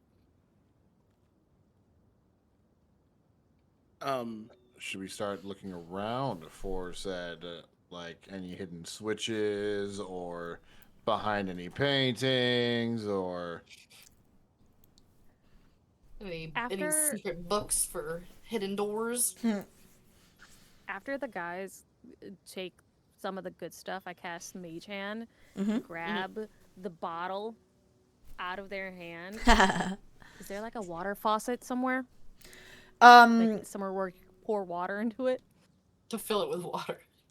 to make it look like If you go out the door, like the door right here to the left of the bar, there is like a water pump just outside and like a basin that you could dump something into. she realizes that's gonna be too much work, so she just kind of corks it, Mage Hands it, put it back into the thing, and puts it in the back and closes it. Gorgamek got his full. Good. Whimsy Whisk also Okay. gotta get bit there. So let's find where this password goes. Do we have They to? could've- Should I roll investigation again? Would that help? No, you've made your check moved for this somewhere. room. Yeah, Okay. you've all So, investigated are this these- space. The doors behind the bar here, are they unlocked or are they locked? Those doors are locked. Okay. The only other Which doors that are I'm assuming unlocked they- are the doors on either side of the fireplace that I just pinged, like to that room on the right, and then the doors to the left that go outside are unlocked. Okay. And I'm I would hate to go- assuming these take keys and not some sort of password. Yes, they just look like regular doors. And they're not even, they're like the kind of doors that you push on them and they kind of swing open. Like, they don't even, like, shut. They're just to divide the space and, like, do some noise dampening if there were, like, a performance in the other room and maybe people here want to just be, like, chilling with their drinks or something. So So there are doors open by the fireplace, but I don't have. Well, actually, I feel like I should. Well, I was gonna say I don't have a great feeling about just going in there without. Yeah, I don't want to go. I wouldn't go in there. If there's a I security wouldn't go in. system, I feel like we shouldn't just wander in there. You can see would the go- Hope Mist tree in the corner, or you see some, like, little lights that might be, like, the kind on these Hope Mist trees through the fireplace. So you know the tree where you need to leave the gifts is in there. Okay. hypothetically speaking, Am I able to make it through the fireplace? Oh my god. Yeah, you just have to. You could like try to like tuck and roll and leap through there and avoid getting singed by the coals. You have to make an acrobatics check for me, or a constitution save to see if you just like tank the hot coals for the brief time you're touching them. Boy. So unhinged. Terrible. You know what? Yellow. You doing it? 9. Piranha, acrobatics. I hope you're ready to run. I hope you're ready to run. I rolled 9 acrobatics. 9. Okay, so you make it through. But you take. I need the right thing. Hold I on. just threw you. I should have just thrown you. Just thrown Yeah, it. why the fuck not? Just thrown me. Dwarf You're toss. 5 foot, 12 foot, But not plus dwarf. 5 strength. Oh, of course, the one dice I need is like at the bottom of the pile. Okay, there we go.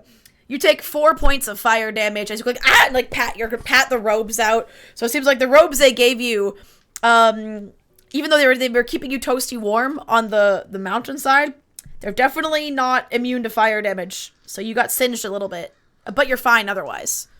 4 points of fire damage. I'm gonna move your token just to where you would be. So as you get into this room, you take a minute, look around, you see the tree in that corner there. And then you see before what you thought was like some set dressing or maybe a prop or something left on the stage slowly start to move. And this like humanoid shape stands up. And you see a metallic Gorgamex-sized humanoid being that has like the plate on its arm is like widened to be like a permanently attached shield. It says, "Intruders, intruders," and I would like everyone to roll initiative. Oh no. Here we go. This is why I said don't go into the room without the security system. You found it. Okay. She just face palms. Oh Jesus! I didn't even roll that in the dice tray. Oh yikes! I forgot my dice tray. Okay. Yeah, 19. 19 for Gorgamek. 17. 8. 8 for Echo. Yeah, it's real bad. Okay. And 17 for... All of you rolled so close together. 17, 18, 19, and then 8. 8. All right. Before we get into combat or combat-esque activities, would anyone like... does anyone need a bio break? Does anyone need a quick leg stretch, bathroom, snack, or anything? Or do you want to just keep playing? I'm good. I'm good. Okay. I can go and grab some... Cool if I grab some water real quick? Yeah. Go ahead. Alright, cool. I can do that. I'm gonna get up and run. Shall get water. Yeah, everyone, this is your time before we get started with the combat. Refill your drink, get a snack, get a beverage of some kind, or even just stand up, do a quick stretch. Stretching's good for you. So I switched to it. Oh, and it's perfect timing because there's an ad break going right now. Oh my god, look at that. Hey, good timing. Hey.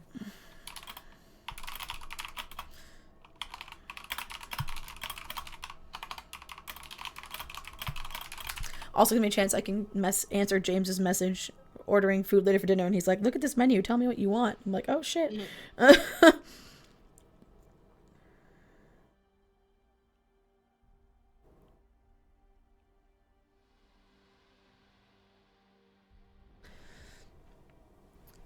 Actually, I'm just gonna go on the BRB screen real fast so I can tab out or go enter them in Discord, and then everyone's cameras won't get all fucky. Oh, great. Then I'll be right back. Yeah. The ad break is 2 minutes, so we have 2 more minutes till the ad's end. Anyone who's been watching, if you're not in ad hell, this is a very, very short bio break. Thanks so much for being with us so far. We'll see you again in 2 minutes.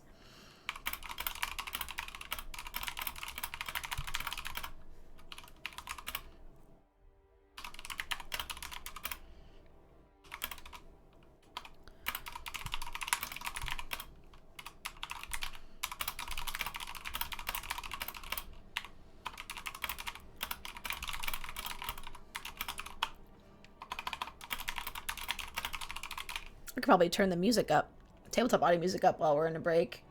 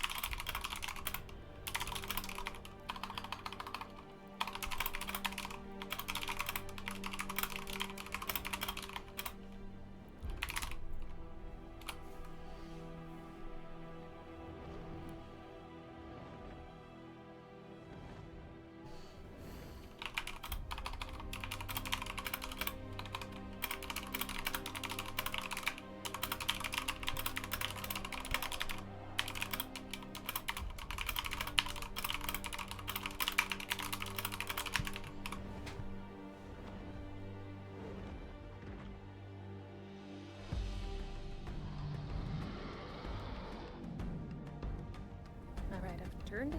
Lovely. Hello.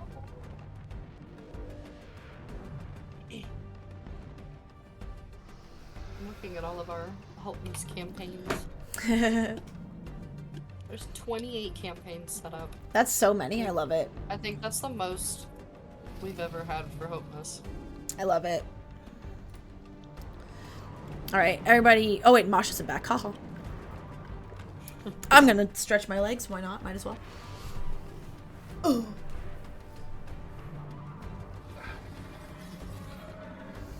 It's been a zesty minute since I had water. It's like, Yeah, hydrate. Hydrate good.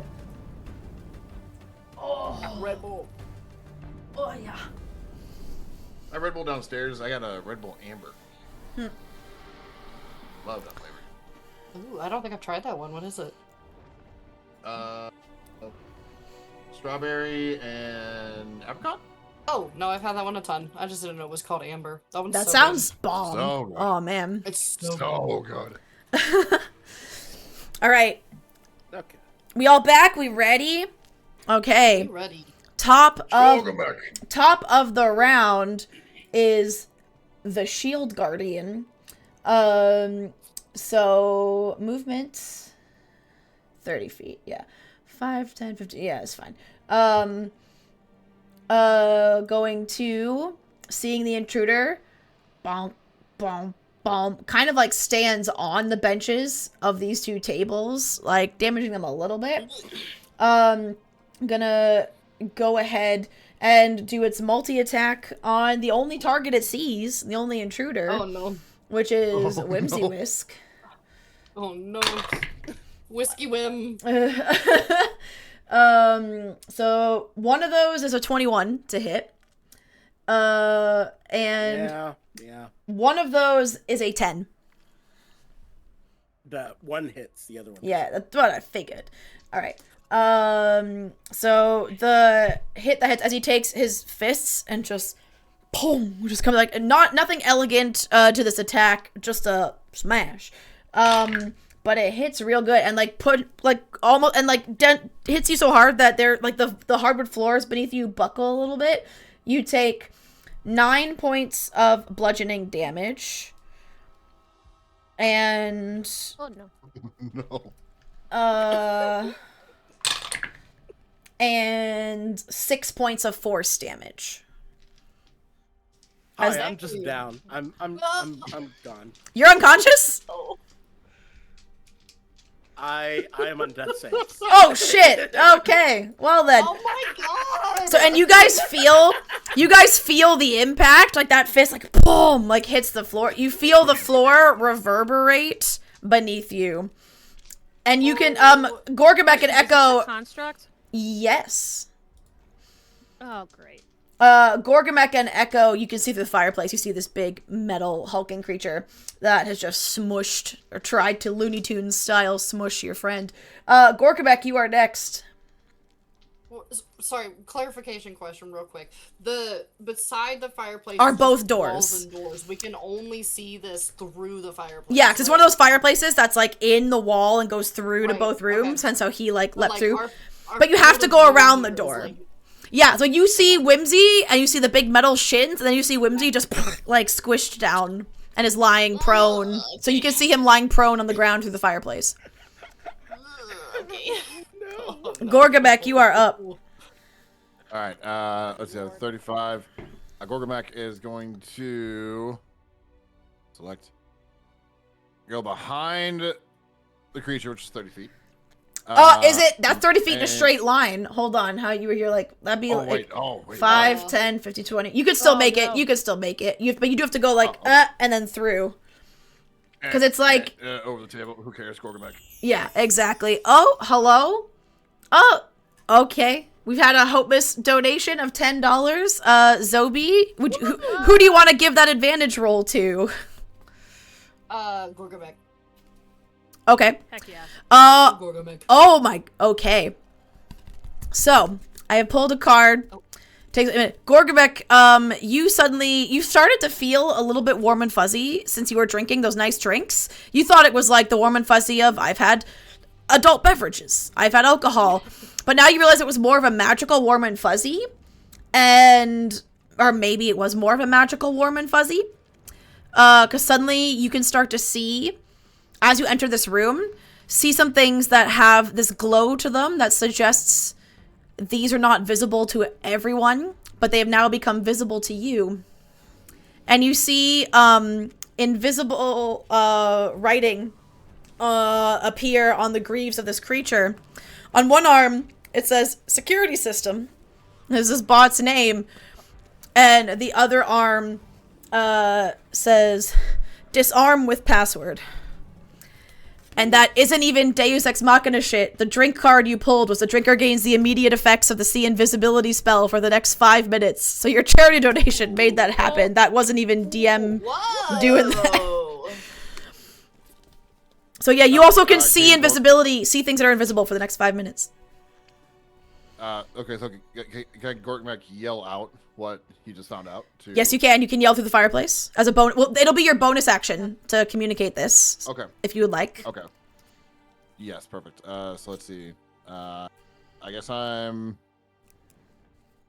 just using. Am I unarmed strike? I guess. Yeah. If you're attacking it, yeah. Yes, I want to attack and then bonus action for that, right? Yeah, your bonus action was to shout that back to your companions through the fireplace. Okay. Yeah, I still want to hit it. Yeah. Gorgamak's in for action, so. All right, make an attack roll. He's into party. Makes one of us.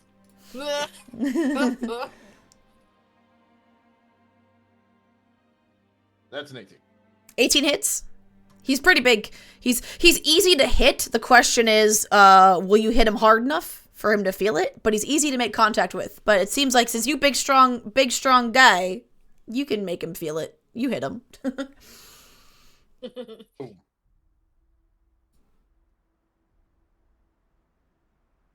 And let's see here. It's my when I roll for this, I roll a damage. Which one? D6. Oh, what your sheet says. Let's see. So Pull up. I can pull up your sheet. Oh, it's just a 4. Yeah. That is unarmed strike. Yeah, because it's just one. I think it's just your strength modifier, or 1 plus your strength modifier. So yeah, you deal 4 bludgeoning damage as you just rain the biggest, like, hook on this guy. Mhm. And it hurts your hand a little bit, but not enough to cause, like, damage. But yeah, it's like you're punching metal. Only because you're you can you even punch metal and not just break your hand. That's good. Gorgamek is happy. All right. Is that your turn, since your bonus action was to tell your friends what you read on this creature? Yes, that was my turn. All right. Whimsy Whisk, time to make a death save. So, in hindsight, just in Yes. hindsight, Okay. before I do this, I may have had to cantrip control flames. Oh my god. So you could have just gone through that and not taken any fire damage. Good job. Now you know. Good job. Yep. Now What do I you roll for a know. death save? What is it? You just roll a d20. Okay. And anything that's 11 or higher, like 11, 12, 13, 14, 15, 16, 17, yeah. 11 or higher is a success, 1 to 10 is a fail. Okay. I got Oh no, I think it's 10 or higher is a success either way. But yes, it's a success. Definitely 13 is. So you have 1 success death save. Closer to stabilizing. Perfect. Marana, you are next. Okay. Let's see. What do...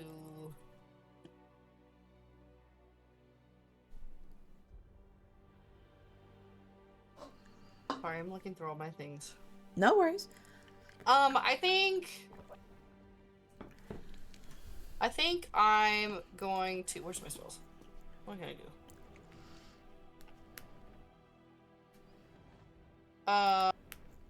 Can I cast a healing word on Whiskey? Absolutely. Whimsy? That is a Whiskey? bonus action. Are you gonna stay? Okay. Are you gonna stay in this room and send it through the fireplace? Or are you going into that room? It's a 60-foot range, so I can. You could stay in this here, room, yeah, for sure. Yeah, I'm gonna stay over here, until I need to go over there. So I'm gonna cast that and heal Whiskey. I believe it's a D4 plus something. But again, I don't know if it changed in 2024. 3 is what it shows for me. Wow, that's exciting. That's better than I think the 5e version. This before. Okay, 2d4 plus 3. So do I roll twice and then add 3, or add 3? You roll the 2d4 and then add 3 to that number. Okay. 7. So 7 plus 3, so 10. So Whimsy Whisk, you heal for 10. Sorry. No, it was 4 plus 4 plus 3. 7 total. 7. So My you bad, I'm heal, sorry. no worries, you heal for 7 hit points. You're no longer making death saves. Cool. Whoa. Oh, did I do that? All right. Anything else you would like to do? You still have your action and you have movement. Oh, I do. Because that was your bonus action. That was indeed.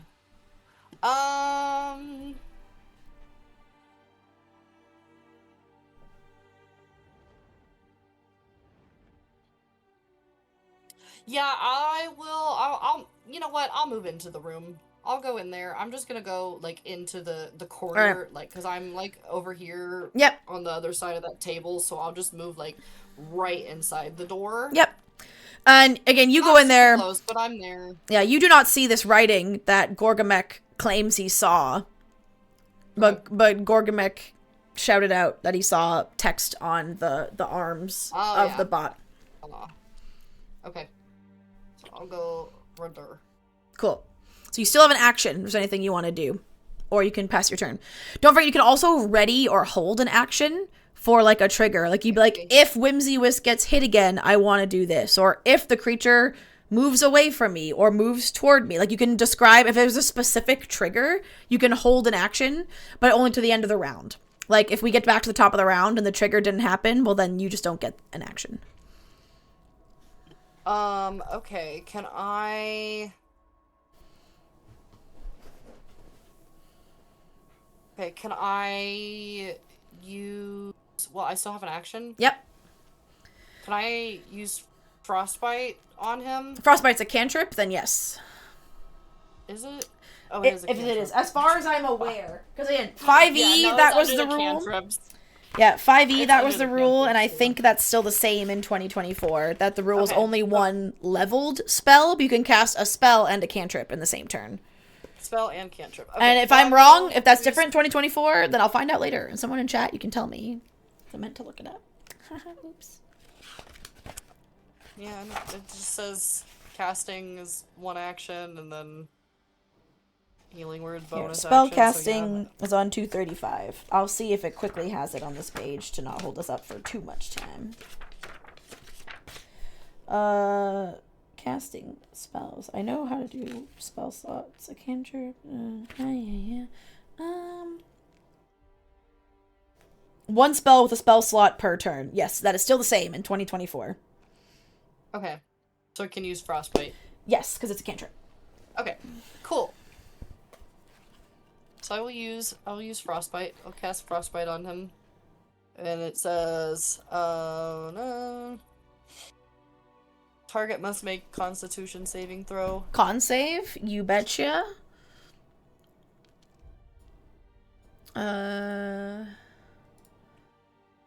Okay.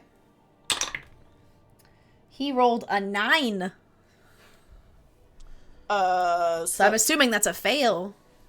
Yes, it says con 11 on Yep. here. So tell me how much damage he fails. takes. So he takes 1d6 cold damage. Let me find my 6. Yeah. 2. 2, alrighty. And has disadvantage on next attack roll. Nice, we love that. Yeah, because you see the ice kind of like freeze up on some of his metal, and he does look like he's moving, like he's having to like shake ice crystals off if he tries to move. Yes. All right. With Cool, that, that's my turn. it is Echo's turn. Okay. I'm gonna take my bonus action first. Yep. I'm gonna cast Mantle of Inspiration. Ooh. You can expend a use of Bardic Inspiration, rolling a Bardic Inspiration die, 1d6. Okay. When you do choose up to 3 creatures, so... Your the rest party of the group. members. Yep. Yeah. Each of those creatures gains temporary HP equal to 2 times of the number rolled on the Bardic Inspiration die, and then can use its reaction to move up to its speed without provoking opportunity of attacks. Oh, nice. Very nice. Okay. Okay, I rolled a 4, so each of you get 8 Temporary. hit points. So don't do the heal button. Make sure you add those on your sheet where it says temp HP, because it'll affect how you take things. So if you're looking at your sheet, next to your hit points, there's a little area that says temp with 2 dashes. So put the 8 there. Oh, an 8? Yeah. Yes. For example, like Echoes has right now says 21 out of 21, and next to that it would say 8 under temp. Yeah, I don't think I get it. No, I'm just using. I was looking at. Yeah, everyone else does. I was just looking at your sheet. Okay. Sure. So Yeah, everybody else perfect. gets the temporary hit points. Yep. I should have mentioned that I was going to move into the doorway, Yeah, that's fine. because if I saw Morana going in, I'm going to be in the doorway doing that. And then my action... Where were you?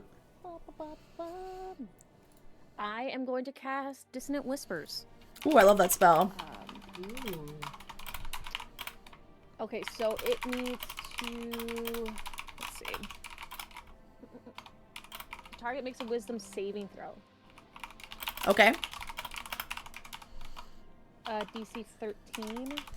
DC Wisdom 13. 13. Okay, okay. I don't think this thing's very wise. Yeah, he's not. Okay, here we go. Nope, that's an 8. Okay, so it takes 3d6 damage. Hell yeah. 6. 14 points of psychic damage. Hell yeah. Ooh. I casted that at first level. Just Nice. So it's just 14. All right. Top. And that's it. Great. Top of the round. It's its turn. Well, now there's multiple intruders here, but there's only one that's close to its size. So you seem to be the biggest threat. So it's gonna make its slam attacks on you. Perfect. Actually, no, it's not. It sees multiple intruders. So what it's going to do instead, it has a semi-precious like stone embedded in its chest. That stone is gonna flare to life, and it'll shout out, "Cease, intruders!" And as the stone glows, it's gonna cast Bane on. Oh no. I believe it can get all of you. Oh, lovely. Fantastic. I should have stayed in the other room. Yeah, me too. Should've just stayed there. I was like, you looking know for the- what? Let's go. I take no responsibility for this. Yeah, I This didn't is do all any your of fault, this. This is all your fault. You're the one that got rolling in here. But it looks super cool doing it. Yeah, it's super cool setting yourself on fire when you could have put it out. Yeah, Up to yeah. 3 creatures. So it's going to pick everyone but Echo, because Echo's the furthest away, and Echo hasn't done... Oh no, Echo did do damage to it. I I did quite a bit of damage to it. Yeah, so we're gonna bane Echo. Well, it's gonna try to bane Echo, Whimsy, and Gorgamek. So you all you three need to make charisma saving throws for me. Who three? Not you, Zobi. The other three. So plus 21. 3. I just need to check. 23. Okay, 23 for 23. Both of you got 23. Nice. Whimsy. And I got a 21. Okay, you're all good. So as the glow from the gem fades, it seems like a spell was stored in there, and it's now cast its one spell, and all of you shrug it off. It doesn't seem to affect any of the three of you, and it's gonna stay where it is. Gorgamek, you're up. All right, let's see here. Am I able to like look on his body? Like, Yeah. see, like there's like anywhere like any like digits or like numbers or anything? Like do I have to roll for that or? You can make an investigation check, and as a Yeah, I'm gonna do. as your bonus action if you'd no. like. Yeah, I'm gonna use that as my bonus. Now, right now, I'm gonna hit it first and then figure this out. I really like hitting things. I do this have for you. my cleave. Yes, you do. So yeah, I'm gonna hit it with my cleave, my great axe. Let's see, unless the modifier is negative. Okay. Oh wait, no, I can use frost shell. Forgot I had that. Okay, yeah, I'm gonna do frost chill then. Okay. You hit target with an attack roll and deal damage to it. You can also do 1d6. So roll as a 10. A 10 to hit. That is going to miss. Like, you hit it, but it seems like this time it gets that big arm that has the like permanently attached shield and raises that up, and it seems to just like ricochet off the shield. Okay. Cool. Yeah. Then I'll roll. You said intelligence. Investigation, because you're like looking for. Investigation. So what, you're looking for any more illusory text like that, or are you looking for like weaknesses in his armor? Okay. Yeah, I'm looking for text and everything on his body because Okay. password and everything like Yep. that. So that's what I'm looking for. Yep. And that's a 14. 14. On the shield. Okay, this time you'll see more illusory text. But it's in a language you do not read, unfortunately. It's in very flowing, elegant, like almost looks like calligraphy to you, and it looks very pretty. And almost like at first you mistook it for like engraving on the shield, but you realize it's more of this invisible text, but the other text was in common. This text is in a language you don't understand. Okay. Can't do anything with that turn. Perfect. All right. Happens to the best of us. Are you going to do any movement? turn. You're going to stay right there. I'm gonna stay right here. Alrighty. Bunch of attack. Whimsy Whisk, you're next. Okay, I have a question. Yes. You said this counts as a construct, right? Not a creature. It is a construct is a creature type. All creatures have a creature type, and so it's a creature, but it is also a construct. Okay. Like your creature type is humanoid. You are a medium humanoid, Oh, yeah. maybe a small humanoid. This is a large construct, but you're all creatures. You know what? Just so that I don't have to deal with that, I cast grease. I cast grease. Do you cast the grease like on the ground, the grease on the bot, like? I cast grease on the ground where the creature is, Okay. or where the thing is. It's now standing in a big Um, puddle of grease. How big is the So the that effect? takes- so the range area is 60 to 10 feet. I'm guessing I can control that. 10-foot square. It's a 10-foot square. Okay, no, that's what I was it's a 10-foot asking. square. Yeah, it's a 10-foot square. 10-foot square. That's what I was going for. Duh. There. Like This is a 10. So this green square is the 10-foot square of grease. So I've positioned it. It's under the construct, but it's not under Gorgamek. So Gorgamek is not standing in Awesome. grease. Excellent. Just it. Neither are you. I'm casting Grease. Yep. So 10-foot range turns into difficult terrain for a duration. Each creature standing in its area must succeed on a dexterity saving or have the prone condition. Right now or on its turn?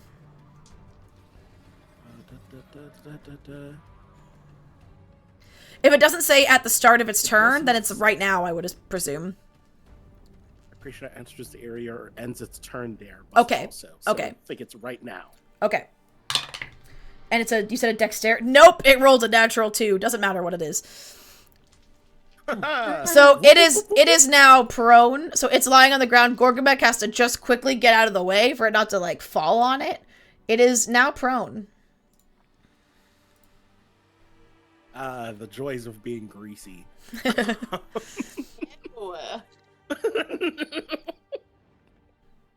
That's my action. Yes. So I am going to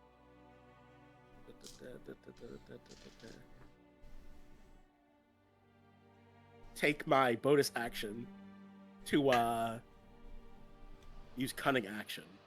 Okay. And I am going to hide. Oh my god. Are you gonna hide? Tell me where you'd like to hide. Under a table? Back in the fireplace? Like, where do you want to? Oh, use your control flames and hide in the fireplace. I can't use control flames anymore. I'm hiding under the table. Okay, just move your token to let me know which table you're hiding under. And you're under it, not on it. Got you. Cool. Yeah. I healed you. All right. And I cast Grease. Morana, it is your turn. Okay. Let me see. I'm trying to. Let me.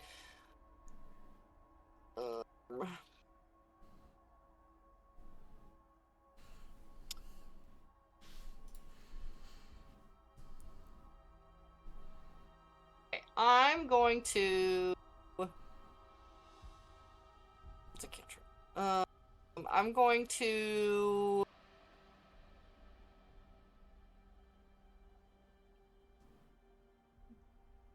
I'm gonna use Divine Spark. Mm-hmm. Sorry, I'm reading at the same time. Yeah, no worries. So it says, force the creature to make a DC 13 Constitution saving throw. Okay.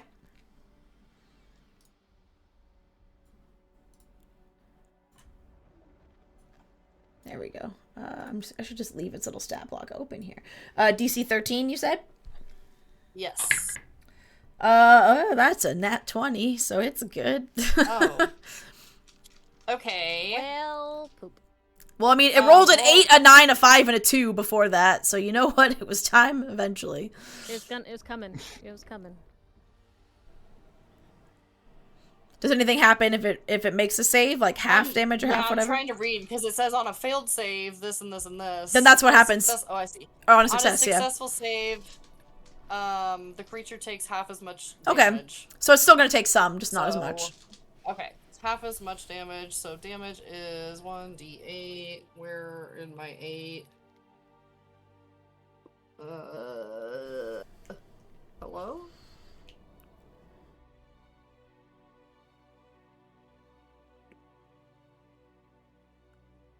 Which is that plus 3, so 6.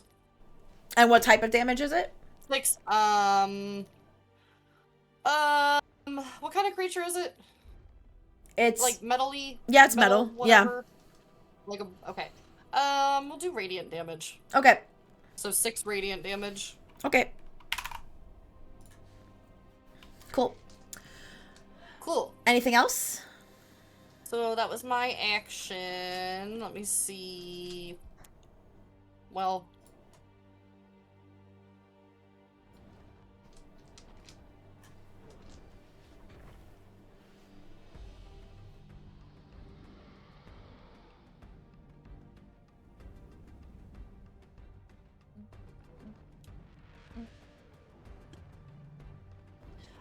No, I'm just gonna move, a little further into the room so Echo can actually get in the room if she wants to.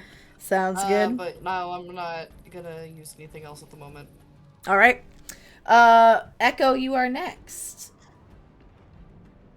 I am going. Oh, where I just had it. Sorry.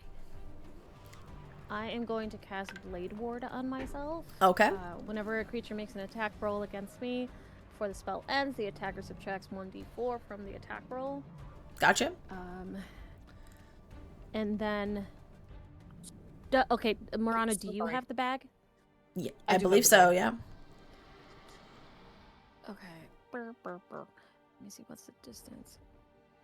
I can't get past you because there's the table there, and You could something like is jump on the stuck underneath table the table. and go around, but you would take an I- opportunity attack because you would put good. yourself close to the dude. Actually, he's prone right now, so no, it wouldn't. No opportunity attack. Oh, that's I also don't get opportunity of attack because of the mantle that I cast. True.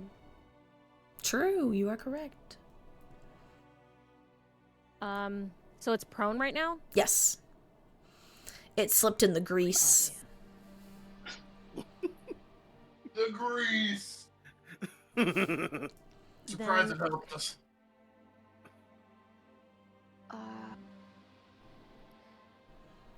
Oh, I can't like grab the bag and move. Can I? Can I grab the bag and move?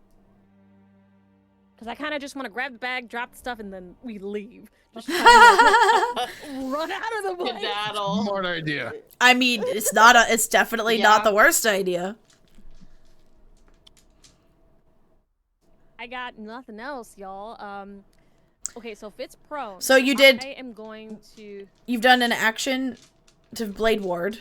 Yes. You haven't done a bonus action? Blade Ward myself. My bonus action is to. Because your bonus action could be to grab the bag from Morana as you ran by. Are you cool with that, Marana? Yeah, go for it. I am not Alright, the I'm keeper gonna- of the bag. I just have it. My movement is 35 feet. You can Take make me there, it. but I Yeah. would have to like. Parkour. All right, I'm gonna grab the bag. Parkour. Parkour. You can parkour. You're a satyr. You got goat legs. You're nimble. You're fine. I do. Okay. I just watched a video this like, morning of a little baby goat doing all its little jumpy jumpies. You'll find. You leap up there Aren't they effortlessly. You leap up on the table, leap down. Everyone hears the little clippy clop. All right. I'm just gonna like. That's all I could do. I moved. Yep. I did an action, bonus action. That's Great. Perfect. Back to the top of the round. So third round. It is the Shield Guardian's turn. So at the start, if it ends its turn in the grease, it'll have to make another save. Like it could stand up and then have to roll and fall over again, right? Let me look at your spell book. A creature Remind that myself. enters the area or ends in its turn there must also succeed on Okay, that save. ends its turn there. So it's going to use half its movement to stand up. But then, and again, still the biggest threat is the big dude.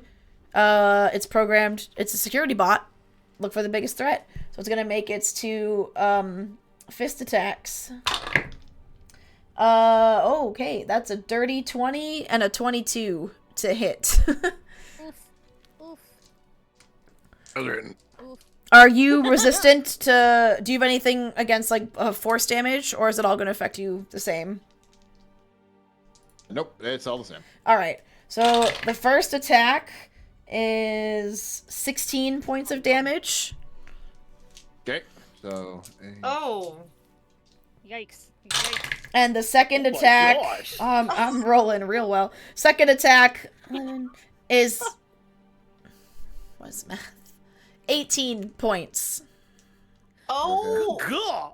Okay, yep. I'm still kicking. Hold on, wait a minute. Yep. Simple math. So it does again the smash, and you are strong enough. You like, but it doesn't like crush you into the ground. There's a damage into the floorboard, so it was a whimsy. But you feel bones breaking in your body as you were like trying to brute force this impact, and it hurts.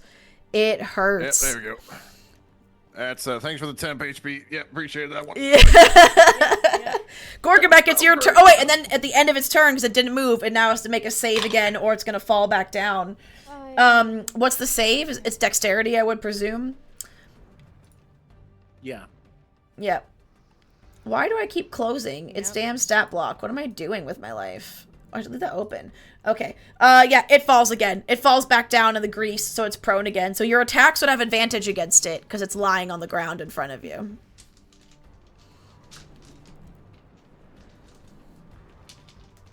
Cool.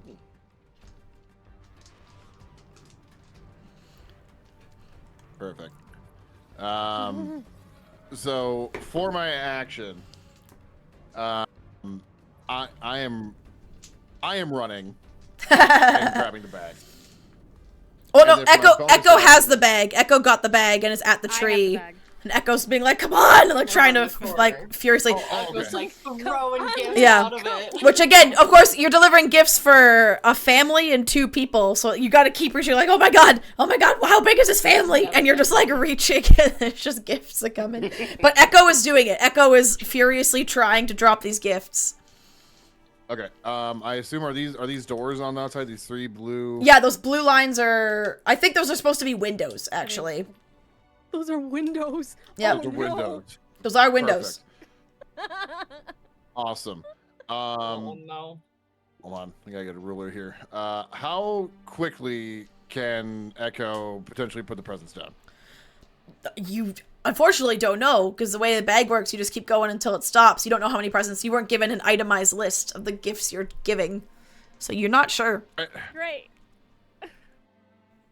It's 10 feet. 15. Okay, I could do that. Yeah, we're just gonna keep hitting it. It's fine. Well, you have advantage. Going in. Yeah, I'm just gonna keep hitting this thing. And I'm gonna smack it with my cleave. So don't forget to roll with 2 dice. Okay, 3. And a 5. All right, great. Yep.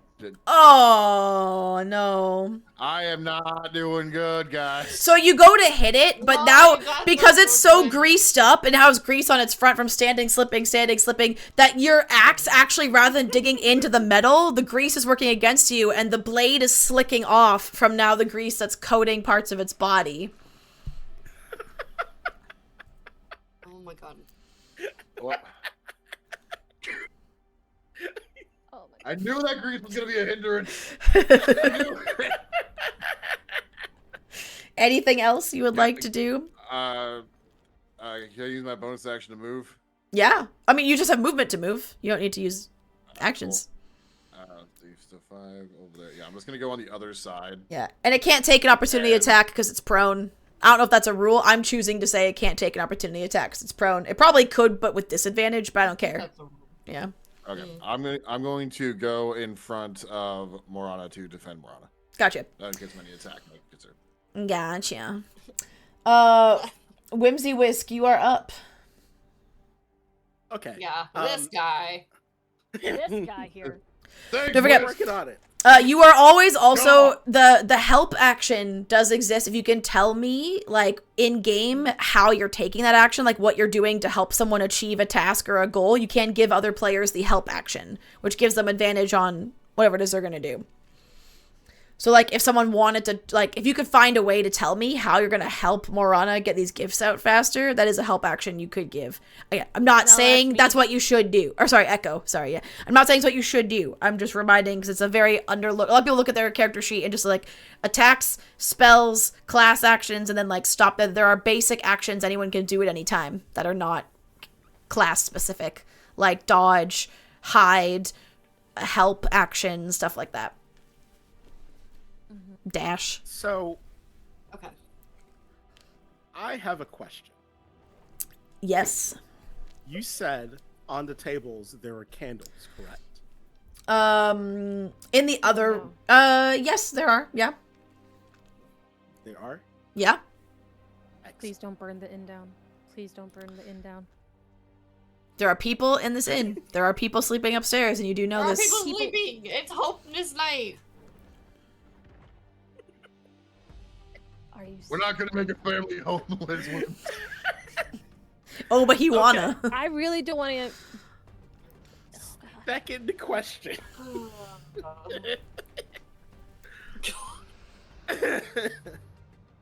If I use hypothetically control flames, could I contain it in a single area? Yeah, if you're gonna keep recasting the spell, or like someone eventually puts it up, like yeah, as long as you're continuously, because control flame's a cantrip, right? It is a cantrip. Yeah, as long as you're continuously casting it, and then whenever you choose to safely put out or dispose or redirect them, yeah, you could control it for an indefinite amount of time. Okay. Third question. How would we map damage for that? Like what, something being in the fire?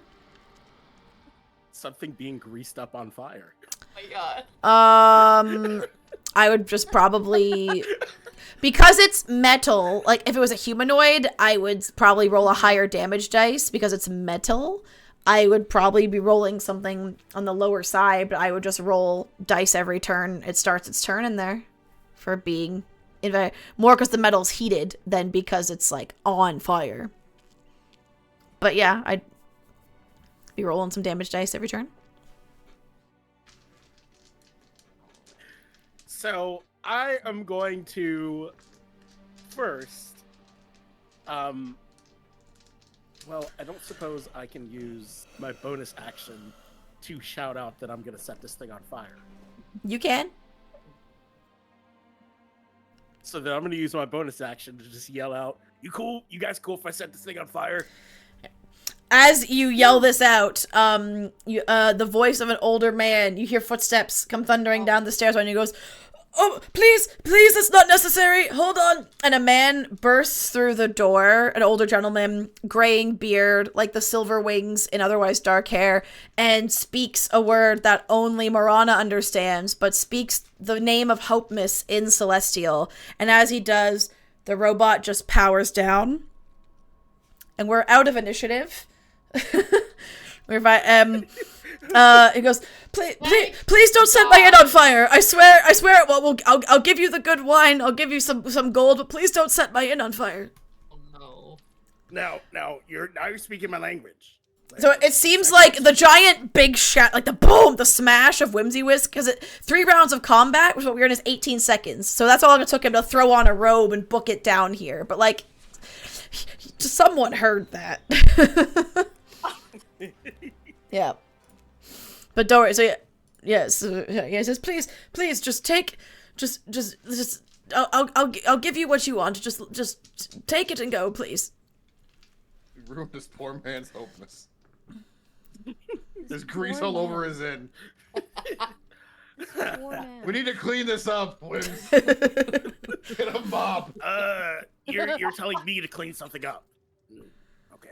And then he sees Echo pulling. And then he sees Echo putting gifts still under this tree, and he sees her all wearing green. And he goes, "Wait, are you here for Hope Miss?" Yes, we were Yes. contractors. We were contracted out. Why did you We not need just? help. We're here to help. Why didn't you just say the code word? Look, she points at Whimsy. He's the one who did all this. Hey, how's it going? Oh. Can I pick Whimsy up and throw him out the window? Yeah, absolutely, you can. I am Please. picking Whimsy up and tossing him out the window. You find a window that Okay, thankfully okay. has some shutters and not glass, so you don't break this gentleman's window. You find us a shuttered window As I'm and going yeet him through out, can I yell, "Let me know about that gold situation"? it. Goes, well, thank you for disposing of the rowdy, smelly one. Because Grease ball. typically in the past, our Celestial friends have always known. That's why the password is in Celestial. It's for them. They usually just shut it down every year. Okay, well, thank you for not burning down my inn. A lot going on, and I was more concerned with not destroying everything, but then everything kind of got destroyed, and I'm really sorry. I mean, it's just some tables and chairs. There's nothing I haven't seen on a rowdy Friday night, if you will. But I would like it if you could leave now, please. If you're finished, that means I don't want to offend, but if you're finished with the gifts, I could go tell the others upstairs everything's fine and they can go back to sleep. The loud crashing was a bit concerning. Yeah. I'm No. gonna go Everything's up to fine. him Sure, go. and I'm gonna give him a gold and be like, you didn't see anything. Everything's fine. He does some like very rapid sleight of hand and like almost does a little like flourish and it's gone down like the sleeve of his robe and it's like, oh, of course I did. I don't know what you're talking about. The Celestials always come in perfect silence. Exactly. Yep. And like turns around I would and like leaves. to- Go to sleep. Do I see this No, you've been yeeted. from Oh, you're out the window. You're out the You're window. out the room. You've been yeeted, Yeah. dude. Ah, Yeah, darn. you're out there. You're just laying. You're You making are snow. by that angels. boulder. That is out there. You are. That big rock. Yeah, he's I like, yeeted you, man. yeah, he's You like, might I take will- damage. I'll clean this grease. Don't worry about it. Just be about your business. No. We should clean this. No, trust me. I would, We have with a job all to due do. respect, We have I a would job much to do. rather you leave my inn quickly. Okay. Okay, I'm so sorry. He's like, just get out. Just Gorgamek picks up Morana and says, I apologize. We are leaving now. Picks you up. All right, and with that, you Get meet out my grease back. you meet Whimsy Whisk outside, and you are back in the streets of Austinwald. My... So you have numbers, I believe, 10 and 6 are the on this map left, which are 2 residential family homes. You've been told. Okay. We go 6, because that's closest. Okay. You know, in 6 we hindsight, go. why didn't they Whimsy. just tell us there's a password? None of it from you. To 6 we go. I did say there was a password. And I did say- Gorgamek I did- Gorgamek I also didn't said know there how was to a use the password. No, like the Celestials. Why did they say there was a password? Oh. Morana, you remember back to that like moment of insight you had where Fiola looked very, very distraught about the situation, and you guessed that given how this is a thing that should not be happening, she was probably had a lot on her mind, and that'd be why some details slipped. And you guys were brought here very like rush last minute. Like this is not something they put too much thought into. They're just kind of hoping for the best.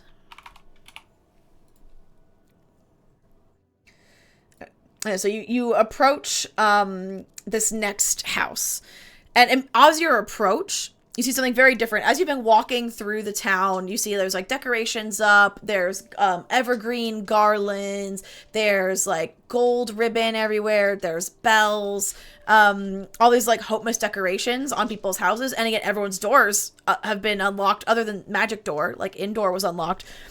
This house, immediately you come to, and you see all the windows have been boarded up. But not like the boarded, this has been derelict. Feels like this is the hasty Looney Tunes style, I put these boards up just tonight, like just for this night, because in a like, fuck off, don't come to my house gesture. You also see that there is no chimney at first glance on this house, and every other house has a chimney, and the Celestials did mention they've used chimneys as entrances. And yeah, that's what you see as you're walking up. So you see boarded windows, a door that has multiple locks, like one of those, even from the other side, you can see there's like multiple keys needed situation, and a lack of chimney. Could I go to the door and try and pick a lock? Yeah. Or pick the locks? Yeah, there are 3 locks on the door, so you can go to the door and try to do that. As you approach, you're about to pick it, and your passive perception is high enough. You are very lucky. You go almost put your hand on it, but you know that when you're outside and you see if like the ground is so much hotter than the air above it, like over really hot tarmac, almost like that warping, like wavering of the air. You see that above the doorknob, which makes you think that, and being someone who is familiar with magic, a heat metal spell has been cast on at least one of these locks. If you were to touch it. Okay. So someone here is not in the Hopemas spirit, whoever lives in this house. Can anybody help me figure out this magic stuff? I can't pick all of these locks. One of them is hot. Yes. Gorgamek is incredibly dumb. You should not help. I am not very smart, but I can pick a lock. I was gonna say, if I use detect magic, would that help with anything? I mean, detect magic, you can if you want. It would just it would confirm or not It would whether just confirm that that it's spell has magical? been Okay. magically enchanted, or it would confirm whether this doorknob hasn't been magically heated, or is someone on the other side like holding fire to it. Like it would, Home Alone. yeah, Is this or like a Home Alone situation? and yeah. and you might detect other things as well. You don't know. And I don't Okay, maybe well, maybe you when you get into this I- house, you'll find out if it's a Home Alone situation. You don't know right now. Oh my god, I'm scared. We can't go in here with wimmy. Can't do it. It's gonna be chaos. Well, I'll use detect. wait. What did I just do? I'll use detect magic. Okay. I'm like up. in You use front with detect the door magic, and you with do in Echo. fact see that it is arcanely enchanted. So there is no one on the other side of this door holding like a match to it. But you also notice, if you look back and survey the house, there's illusion magic obscuring a section of the roof. So you think there is a chimney up there, but someone's hidden it with invisibility to hide that as an option to enter the house. Okay, I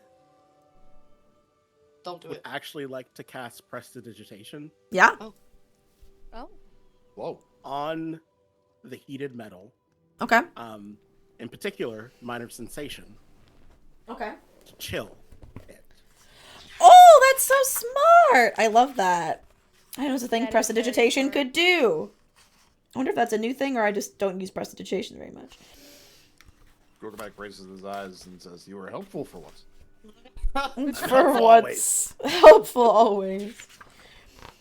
I thought you were about to go climb the roof to the illusioned, Yeah. non-existent chimney and see what would happen. I got rope, and I thought about it. I know you did. That's why I said don't do it. Yeah, because minor sensation said, is chill. "I-" Yeah. Alright. So you magically chill. So now the locks are pickable. So Echo, if you would like to, you can go ahead and pick the locks. Wait, can I actually pick locks? If I did this all for nothing. Yeah, you require a set of Well? thieves' tools to pick a lock. Oh wait, hold on. Hold on. Oh no, wait, no, I don't. Oh mother. I oh. have thieves' tools. You can lend By them all to means. Echo, or you can I- pick the I lock thought- yourself. You pick them. You pick them. You did all this. It's okay. I mean, what do I need to roll for picking them? It's usually sleight of hand plus proficiency. If you you need proficiency with thieves' tools, and then usually it's a sleight of hand check. Where do I see proficiency? Yeah, I'm not proficient in thieves' tools. Where are they? If you do it if you're not proficient, you just roll sleight of hand without the proficiency bonus added to it. So looking at your sleight of hand, you have proficiency, and tools, you have proficiency with thieves' tools. So yeah, it's a +4. Looking at your character sheet.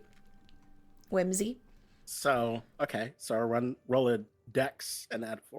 No, you roll the sleight of hand, which is still Sleight of hand. +4. sorry. But yeah, there is a rollable button next to sleight of hand. Yep. And there are 3 locks, so you're going to have to roll it 3 times. So, first one is 17. First one, easy. The first one's easy peasy. Child's play. Wait. The second one is 13. Second one, the lock was a little bit more sophisticated, but you got there. They're still definitely not up to some of the locks you've picked in your time. Like, this is clearly, someone has done just like the slapdash boards on the windows suggest, someone kind of like did this last minute hasty. These aren't like the permanent setup of this man's house. And your last one, this is supposed to be the hardest one, but at this point you're just like, all rolled a right, 22. all right, who even put these together? You Like, rolled a 22. he did, yeah. Well, I Nice. rolled 18 plus 4, 22. Yep. So you very easily pick all these 3 locks. And the door is now able to be opened. I've super had experience doing this. Don't tell anybody. I have questions. I So got many answers. concerns. Oh, Yeah. okay, so we can go in now. You can. Okay. I Um, feel like Careful. I think I was Before? gonna say I feel like we should be a little careful again. yeah. Can I We were do not very detect? careful last time. Can I cast detect magic Yeah, go ahead. option? Yeah. Wait, is that a spell or a cantrip for me? It's a That spell. Detect magic is is- not a cantrip, I'm pretty sure. It's a spell. Yes. We're not initiative though, so just because you cast other things like now, you can be doing stuff whenever, like cast spell after spell after spell. Oh, okay. So I don't need to use a slot for it. I can just. You still need to use a spell slot, but I thought you were worried about doing like cantrip, spell, blah blah blah. Are you out of spell slots? Is that the problem? No, this is my last spell slot. Okay, well, up to you. Do you want to use your last spell Already? slot? Oh my gosh. Yeah, no, we'll do it. Yeah. All right. You cast a spell, and you see above the door. Or you haven't opened the front door yet. You've just unlocked it. No one's opened it to look in the house, or have you? No. Okay. I haven't. So you haven't opened the door yet, but you see behind the door, and there's a glow as if there's an object suspended above the door on the other side of it. It's like you're seeing through the door. You just see a glowing outline of what looks like some sort of bag or sack is suspended above the door and glowing on the other side. In that event, I am going to wait. Okay. Some Home Alone shit. It is Wait. the paint can in the stairwell. Yep. I got this. I'm going to use a cantrip, Druidcraft. Yeah? How big can I make a flower? Fairly big. Oh my god. Fairly big? It depends. I'm a rule of cool DM, so even if the spell says no, but if you're going to tell me something really cool you want to do, and I think it's really creative, then I'm going to let you do it. So, how big do you want to make it and why? I want to vine it up and like make a flower to hold it there. Oh, like make a vine that is holding that thing still so it doesn't fall or it doesn't move? Yes. Yeah, that's totally doable. The vine snakes under the door. Okay.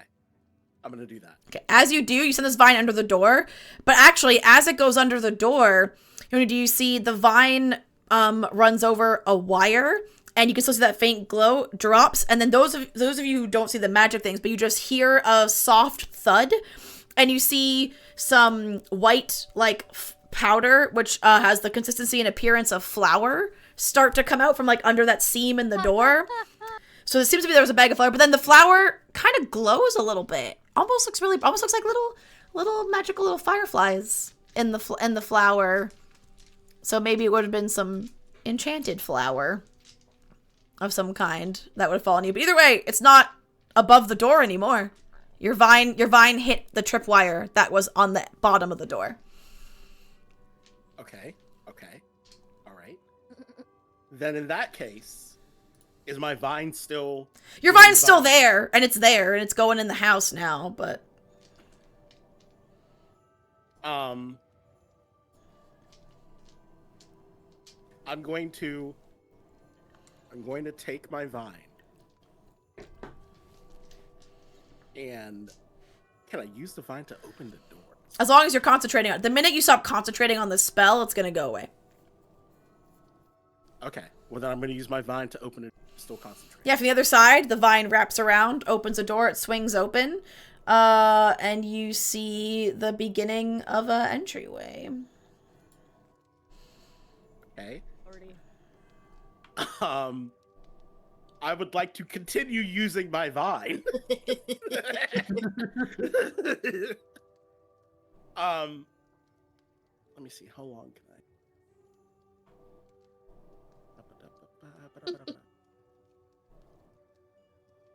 I knew Druidcraft could work this well. It might not. I might be rule of cooling it, but I don't give a fuck.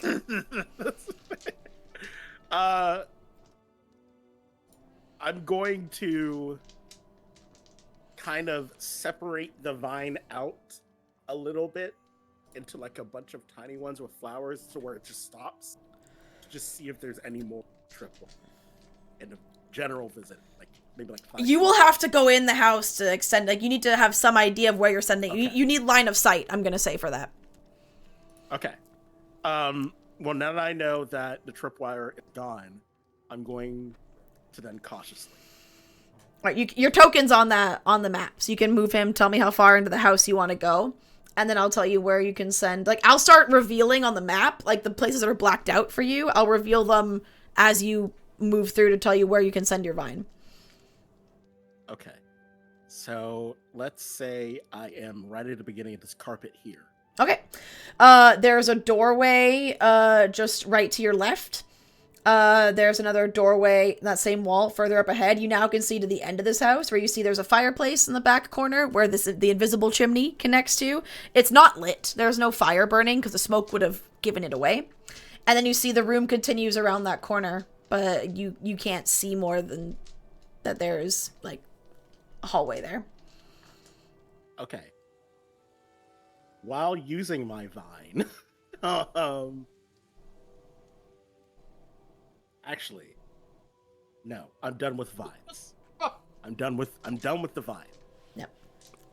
And if any of you are entering the house along with Whimsy, you can move your characters in. And you see there is still a Hopemas tree, even though this person seems to be very anti-Hopemas, but it's one of those, like, sits on your table, tiny ones. It's not like a tall, full, like, floor-to-ceiling tree, and it's sitting on that table just to the left of the fireplace, and it's like the shitty-ass Charlie Brown, like, it would not hold up an ornament. This thing has seen better days. It's like, this is the, like, my family pressured me into having one of these, so I have one, but I'm not gonna make an effort kind of thing. There's, like, a very sad-looking little Hopemas tree at the back to the left of the fireplace.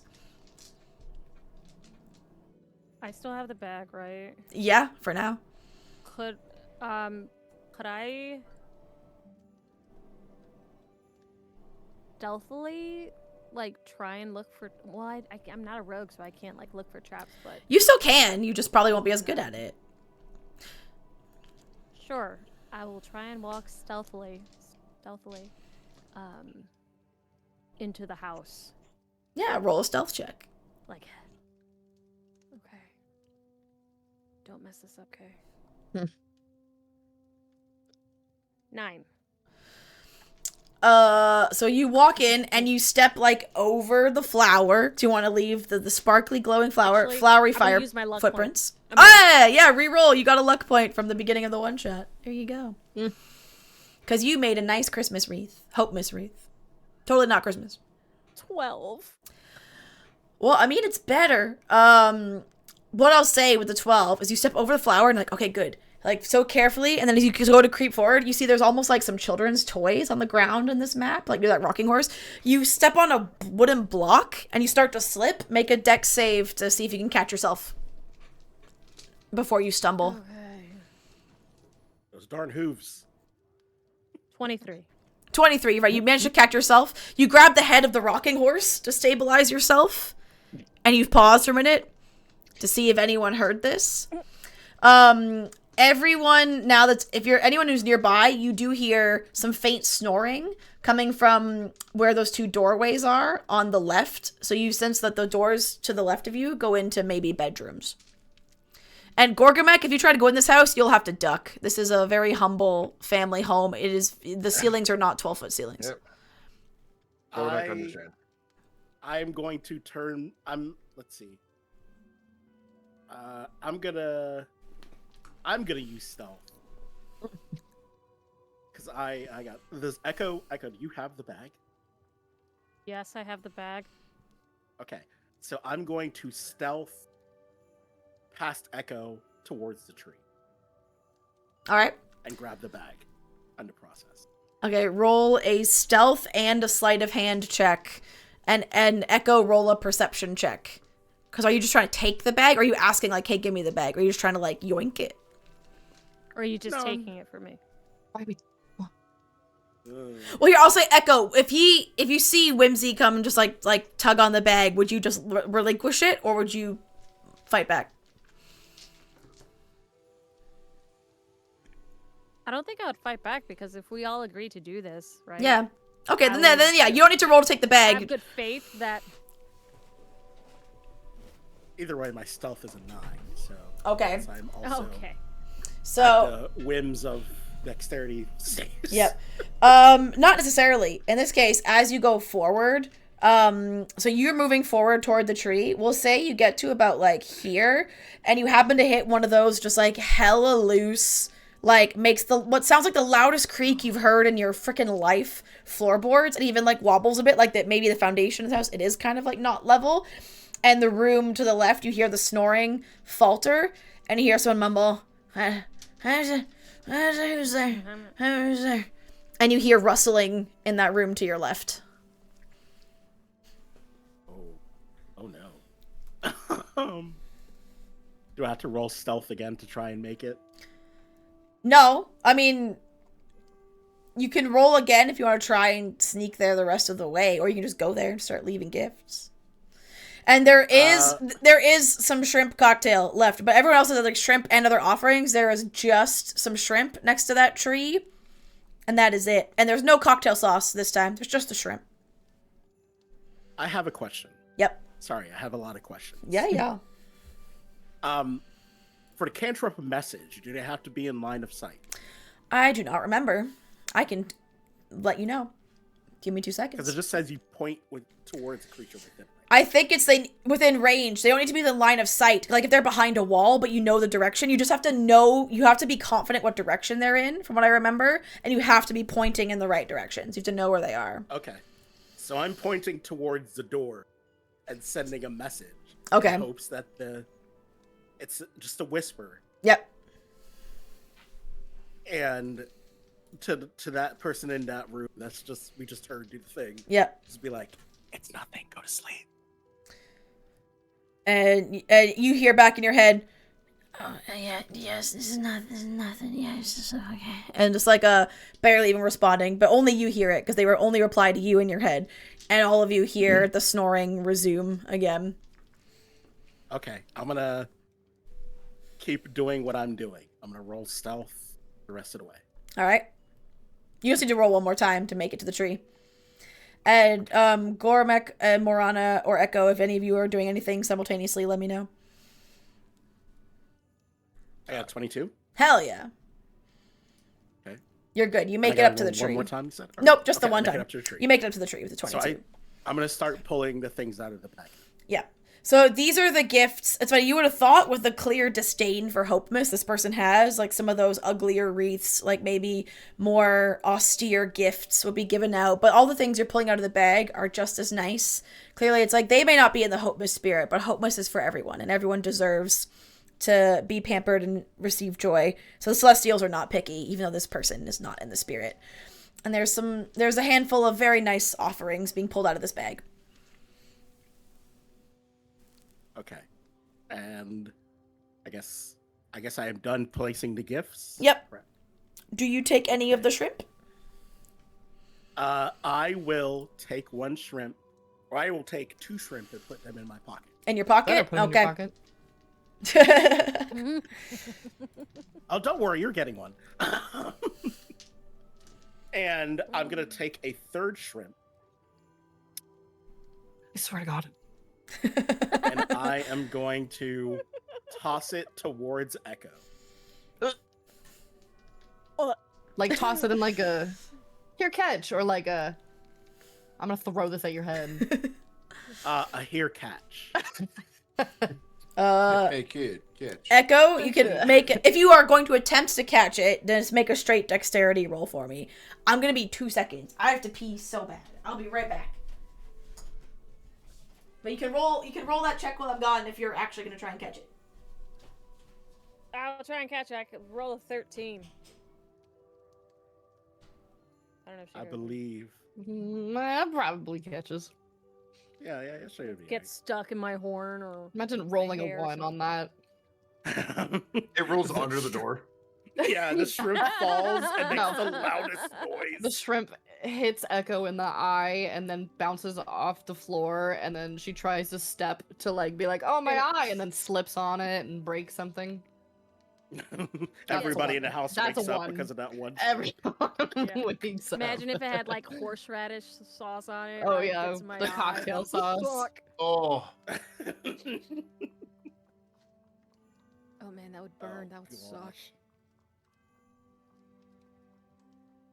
No, we're just Okay, I chilling got barbecue outside. sauce on my Yeah, no, just- I cannot fit. So Yeah, Yeah. you're too big. I know. I was like, I wish I had some kind of spell or I'm back. something to shrink you. So All right. that you Welcome back. could. 13 is fine. So you do catch the shrimp. Okay. Nice. So, do I have to stealth roll to leave this house? No. Now you found the loose floorboards. You also now, with Echo's near fall on the blocks, you know, like, where to be mindful of, where to step. You're good. So I'm gonna turn around, give a thumbs up, and then we're just gonna sneak on out of here. Sneak on out of here. I'm gonna try and Moonwalk quietly- out. and then close the door quietly. I see we don't like combat in this household. I like it. All right, cool. Cool. This is great. All right. We're skedaddling. We are boot scooting boogie. So you have one house. You have one house left on your list. Good thing that one was speedy. Yeah. Very fast. Heavens. Can we It get a- couldn't have, like, there could have been a chance where it wasn't. It was very much a Home Alone See? house, by the way. That was the plan. That was the vibe. And this last one, the house you have left is on the outskirts of town, so it starts to become a little bit more of a wooded area around. Also another just like humble family home. Ignore the map. Picture this map. It looks a bit more dilapidated inside than it is. Like, pretend it looks as nice as the last one. It's just my limitation on what maps I have at my disposal. But yeah, you come to the last house. The front door is the one down, like, the southernmost entrance where those little stairs are, where that path is. You're approaching your final delivery destination. La, la, la, La, la, Lindsay has the bag now. Yes. la, la, la. I'm just skipping down the road. La, la, la, la, la, Oh, hey, Roll la, guys, the la, record. guys, I think we need to catch up. la, la, la, la, la, la. Hey, I'm back here, Lindsay. La, la, la, la, la, la, la, la. You're not moving. Hey, at least he's done being a backpack. He's using his own legs now. Okay, this is improvement. walking. I'm glad he's walking. It was very Middle smelly of for the those path 5 that minutes. whole time for me, going la la la la la. I was moving it on my screen. It was great. It was not moving on mine. It was moving, yeah. All right. So How Whimsy, tall are is you this approaching house? the front door? How tall is this house? Uh, You would probably be fine, but your head will be like it would be tight, but you don't have to like bend. Did we Can I roll for notice? this? Actually, no. You might you don't have to bend, but you'll have to like hunch. You'll have to kind of do this. Gorkamek. Okay. Yeah. I'm gonna roll perception first off. Perception or investigation? Like, are you actively like looking around this house, or are you just kind of doing a like look around but staying put? I kind of just want to see like what's up with the front of the door. Okay, the perception's fine for that. Yeah. It's a door. 16. 16. All right, the door is unlocked. Nothing weird with this doorknob. Looks like fairly safe, fairly standard house. It's always the ones that get you, though. Yeah. And False sense of security. Exactly. I am, because it worked so well the first time. Well, no, I can't do the first half of that combo. I'm out of spell slots. No. Oh, that's not good. Okay, so doors normal. Doors doors normal. Locked. Unlocked. Unlocked. Okay. There's nothing sketchy behind the door. No one's opened it. Gorgamek opens the door. All right. You open the door, and as you throw that door open, you hear just a low sort of growl from ahead of you, and you see two large doggos are in that room ahead of you, and they look displeased to be woken up and that they don't recognize you. Okay. I am going to. Gorgamek can do this. Stand back. Oh, you got it. man. Okay. Gorgamek has plan. You got, You got this, big boy. Gorgamek Gorgamek has a spell slot. Gorgamek has speak with animals. Gorgamek is happy doggos. All right, what do you say to the dogs? Better what I was gonna do. Love it. I love it. Let's see. I gotta check this thing again. You can come here, verbally communicate with beasts. Okay. That So, they are. If I can communicate with them. Yes, you All right, can. cool. Most beasts have little to say about topics, an opportunity to survival companionship, but okay, well, that's fine. Gorgamek says to these small animals, Gorgamek is friend. Gorgamek and friends are friends. Pay no attention to friends. Gorgamek. I just like to point out that the captions have decided the captions have decided the best way to spell your name instead of Gorgamek because they are struggling with fantasy words.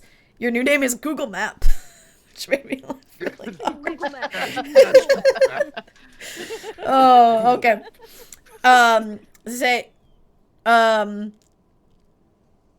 Okay, so sorry, I got so distracted by that. To repeat, you said Gorgamek friend and to leave your friends alone. That's what you told them.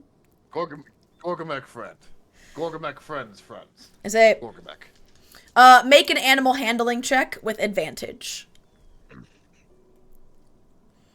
One of the most unutilized skills in D&D.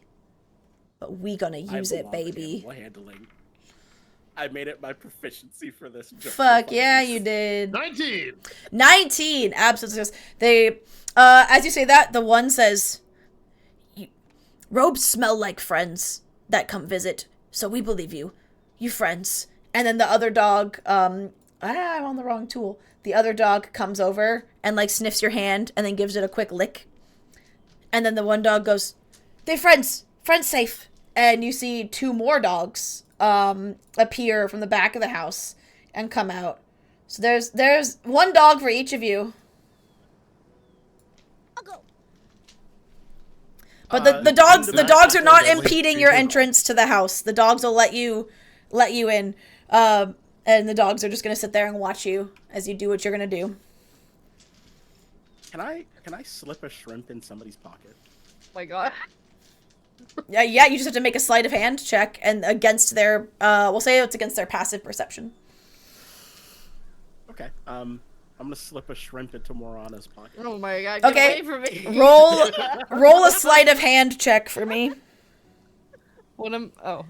Not Morana, Whimsy. Yeah. 15.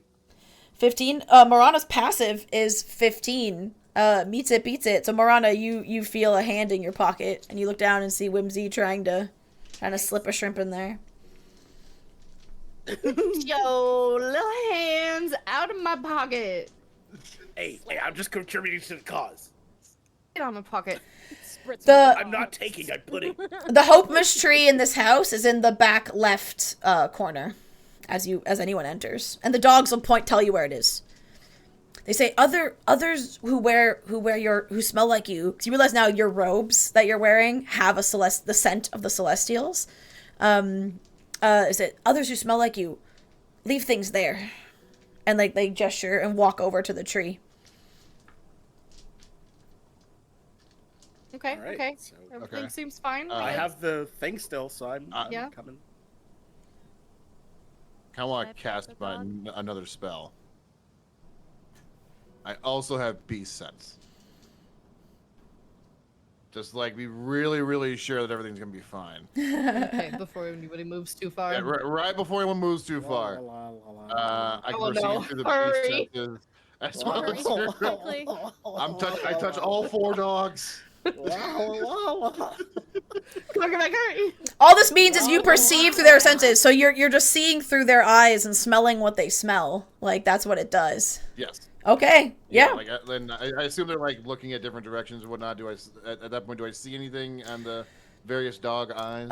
One dog is kind of just like now watching the 2 doors that appear to go to bedrooms, as if they're just making sure that their humans are still sleeping soundly.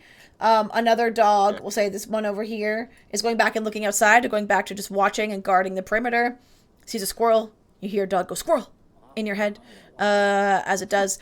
The other 2, so 2 of them are watching you. One is watching outside. One's looking at the bedroom doors, making sure their humans are staying asleep. Oh my god. All right. We should be safe.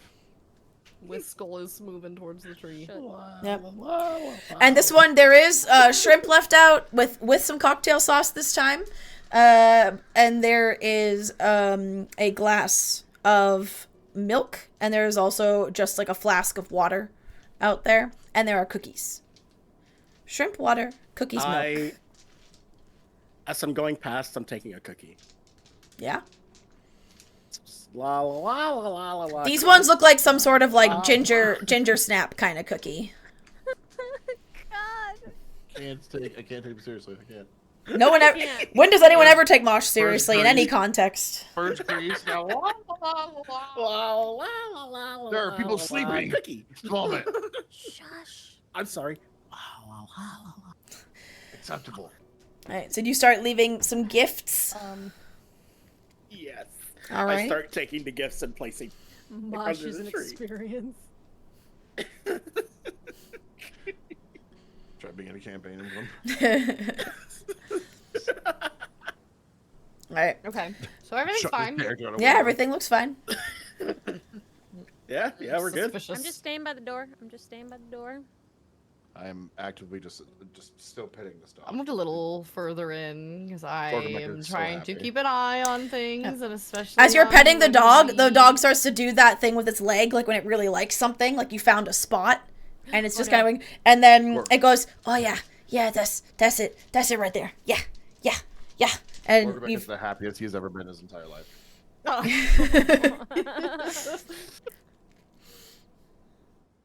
Okay. Well, Okay. I suppose I can finish putting gifts there and. Yep. There's it looks like a book of like fairy tales, the classic like gift basket with the wreath that has like some foodstuffs and candles. There's like a knitted sweater, and then there also seems to be some like bones, like big old bones for the dogs to gnaw on that were left by the gift bag. Can I take the how many are there? Just 4 bones? There's 4 bones, there's 4 dogs. Okay. Don't you Can I take the dare. bones and give them to the dogs? Yeah, you can. Oh. Oh, okay, thank God. I thought you were gonna steal the bones for yourself. No. I'm going to, as I go back up here, I'm assuming that Gorgamac can still talk to. Yeah. Until you leave this scene, I'm saying it stays up for the whole scene. Okay. Hey, can you tell the dogs to gather around? Like Aquaman, just like Yeah. The dogs. Let's assemble. The dogs come over.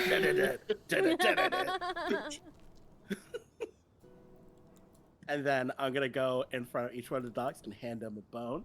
I'm like, this one's for you. This one's for you. This one's for you. And this one's for you. It's funny, 3 of them. La. 3 of them take it so gently and so nice. Like, okay, one of them does the just so eager he almost bites you. Just like, and just immediately runs. Not in a malicious, but just like, I'm so excited. Easy there, Speed Racer. The jungle rat is always so cute. this is good. I am happy. As you are leaving the house, the one that you are petting comes back up, like leaves the bone for a second, and is like, wait, and like paws at Gorgamac. Yes, creature. Hello, Gorgamac. Tell robed ones, more pets. We liked pets. They don't stop for Small pets. one. More We'll pets tell. next time. We'll tell more pets. Yes, Gorgamac. Thank you. Goes back to eating its bone. All right, you have your 4 deliveries complete. All your stops have been checked off. You can go ahead and go back up the mountain. Now I have above the table a question for players. It is 7:17 p.m. my time.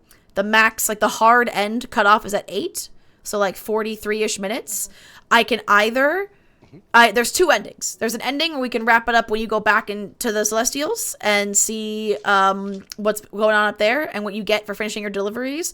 Or there can be one more part. There can be a second ending if you want to go ahead and play right up until 8 p.m. Or if you would like to cut it off now and we ended, like we didn't have to go all the way to the hard cutoff. That is also perfectly fine. Depends how people are feeling, if you have other commitments, if you're hungry, like.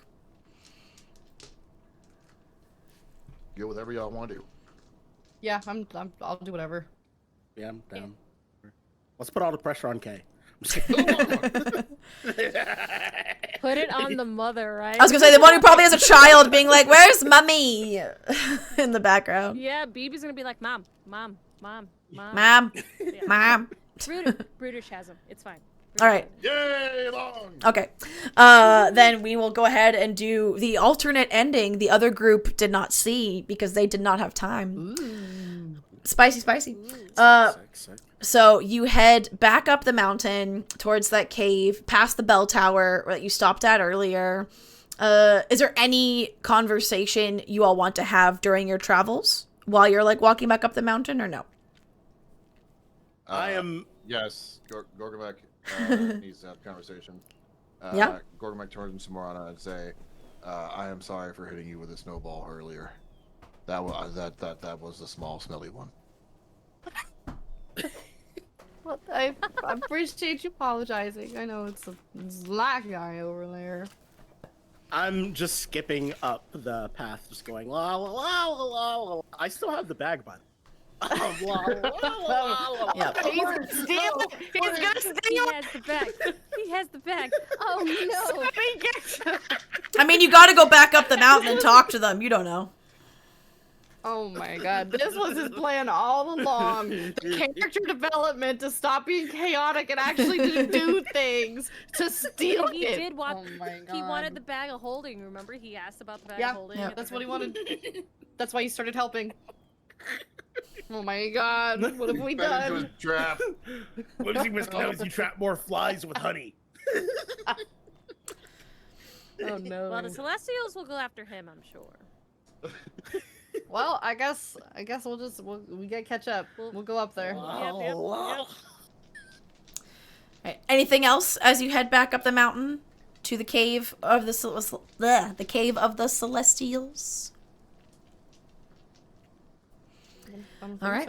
So as you get back to the cave, you walk past the opening part before it becomes like the more structured, like man or celestial made, like the part that's very carved out and clearly residential, like the more natural beginning opening of the cave that you have to walk through. As you get there, there is like a little bit of a small pond that or like one of those like rivers that runs underneath that, and like a little mini frozen section of it. That's what that big round area is. And you can see there's a main pathway that goes through, and the pathway there going north goes towards the back of the residential area. As you enter the cave, you hear in that very echoey way that they don't sound like they're close at all, but the way sound can carry through caverns and hallways, the distant voice of Fiola saying, "We lost her! Does anyone have eyes on her? Quick, find her now!" And as you hear that, you then hear this rather grating on your ears cackle, like if someone could combine nails on a chalkboard and laughter. That's what you hear. And this creature rises from, you see like one of the ice patches of ice on that little like pool in front of you, like flips over, and a woman crawls out from the underside of the ice, almost like horror movie-esque, with long, lank hair, green-scaled skin, and she's humming to herself as she emerges through a hole in the ice. That what you see. That's what she look like. Okay. You know. And it's time to roll initiative as a flow hag has appeared in front of you. Ew. Right, I let's dated one of change. those once. Yeah. Whimsy doesn't have any spell slots. Oh no. We should have took a I nap. don't- We should have just took a nap on the sidewalk. Taking a nap. Say good. no. I've taken a nap on a sidewalk before. Oh my god. Okay. Nat 20. Nat 20. Let's go. Okay, so 20. Is it more above 20? Like, what's your initiative modifier? Or is it Initiative modifier. Let's see here. out of curiosity, just in case someone also gets a nat 20? Here's my. Nope. Nope, Nope. just net 20. 20. Okay. 14.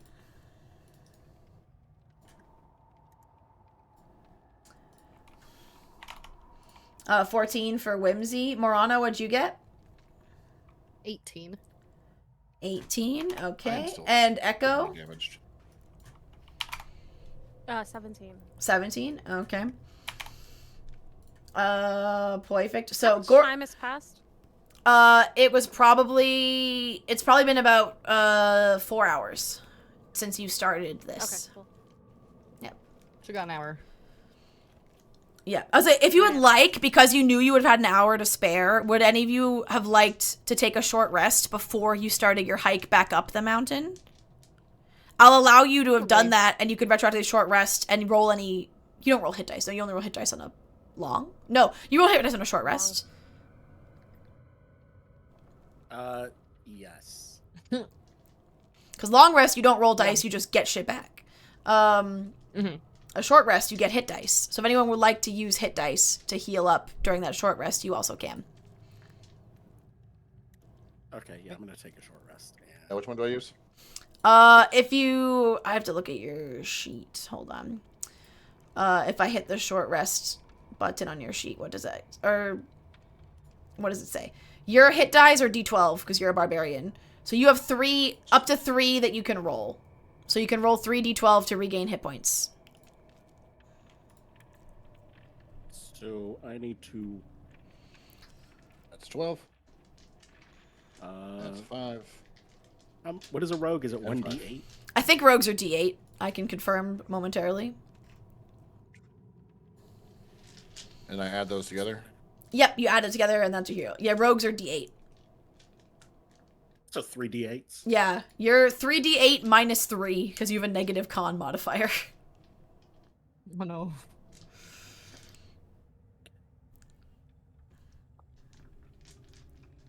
I'm back to full. Hell yeah. Thank God. 21 minus 3. Whew. 18. All right, there you go. And if you had any features that recharged on a short rest, you got that at least. But I don't think many of you would have things that recharge on a short rest. But all right, Gorgabek, you are up first. So she is standing on a frozen pond. So just know that if you run up there, like, it's very likely difficult terrain because it'll be slippery or potentially break under you. Okay. I don't have a lot at range. Oh wait, what does my spear do? Oh no, I don't think my spear is a throwable, is it? No. I really don't have much I can do unless I get on the ice with her. I mean, I'm not saying don't get on the ice there. I'm just making sure that's evident because it would be evident to even to anyone's character. Like, you saw her come out of ice and literally break off a piece of the frozen ice and come out like she's dripping wet from the pond. Like, she was hiding under the ice in the water. Okay, and through this little rock and little bush area right here, I assume is how we got into the ice. Yeah, that's how you could get on the ice. Let's see, so it's 20 Yeah, feet you can there. get onto the ice from here. You can get onto the ice from over here as well. You can also just try to jump over or climb over any of the rocks. And the way difficult terrain works is it's not a canonical D&D hag. It's from one of my supplementary books. It's from the Tome of Beasts 3. It's called a flow hag because they literally hide under. They're found in freezing cold seas or lakes. People living in fishing villages know to limit their time on the ice to avoid a flow hag grabbing them from under the ice. Okay. Like FLOE, I'm like just an ice asking if flow. She's like undead or. She would be classified as a fae. Sweet. Cool. Okay, Thank you. so I can't get anywhere close to her, but I can go right here to eyesight, Yeah, sure. and that's about all I can do.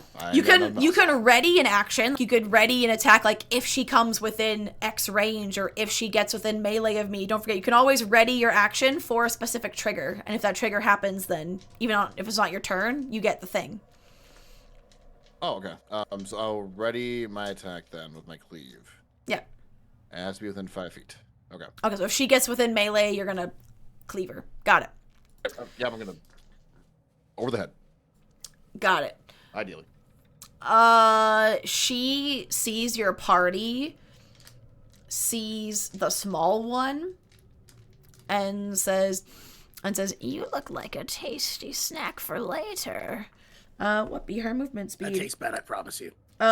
She sinks under the ice. 5, 10, 15, 20, 25, 30, 35, 40. And she disappears from view. And then she pops up right in front from under. And you realize she's using her long ass sharp fingernails to like carve and break the ice flows that she pops out from. Ew. And gets to here, but it does mean the thing you were holding your attack for does happen. So you do get to do a cleave attack now, because she has approached you. Sweet, man. Because she can move across ice or swim without the imposition of difficult terrain. Fingers within 5 feet. Half pressing your reach and a hit. Okay, so to hit.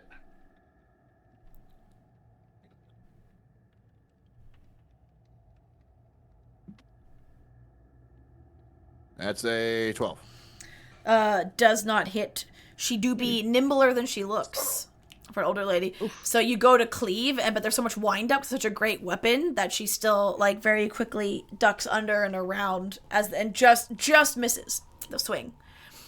So that's her movement, and then she will. What part of a movement was that?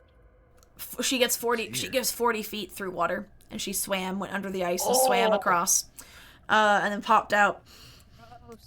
And then she will make an ice bolt attack at all 3 other members of the party. Oh. Yeah. So, just ignoring me? yep. Okay, Love cool, that cool. for me. So for Echo, Yep. 21. Yep. For Whimsy Whisk, No. 12. Armor class is 12. Meets it, beats it, so that still hits. And Morana, natural 1. So goes wide on Morana. So That must be Echo, nice. Echo and Whimsy, you both take 7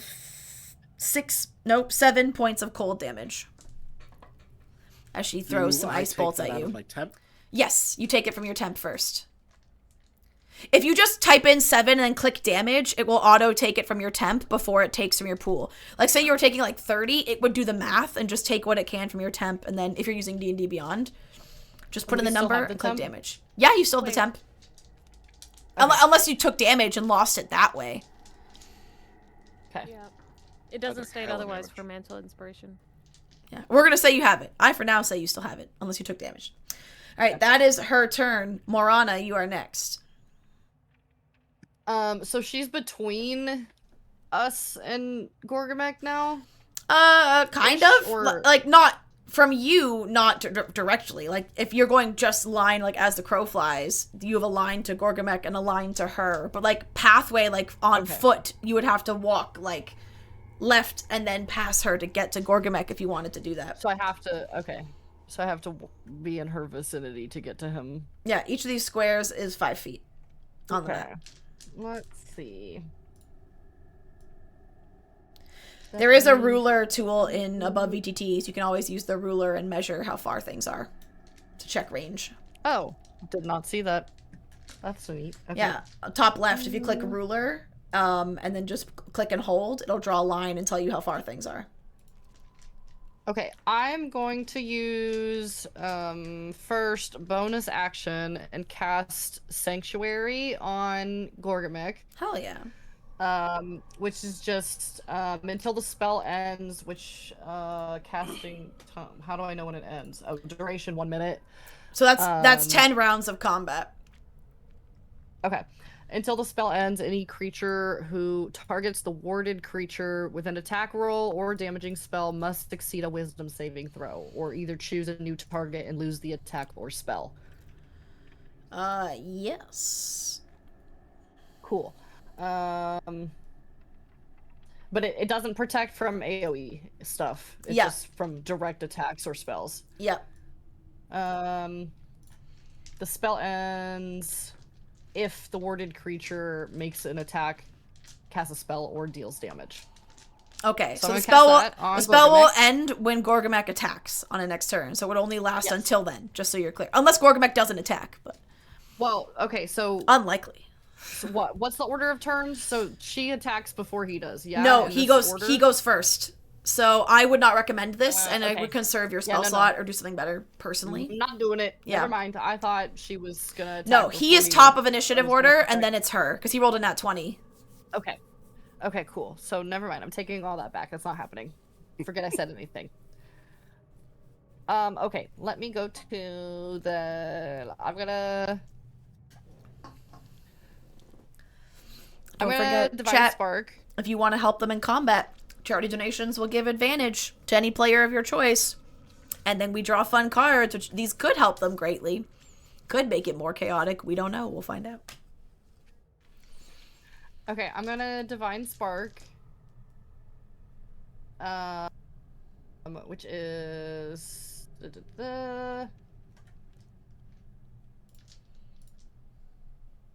I already used it, but I have to read it again. I'm sorry. I've That's never fine. done cleric things.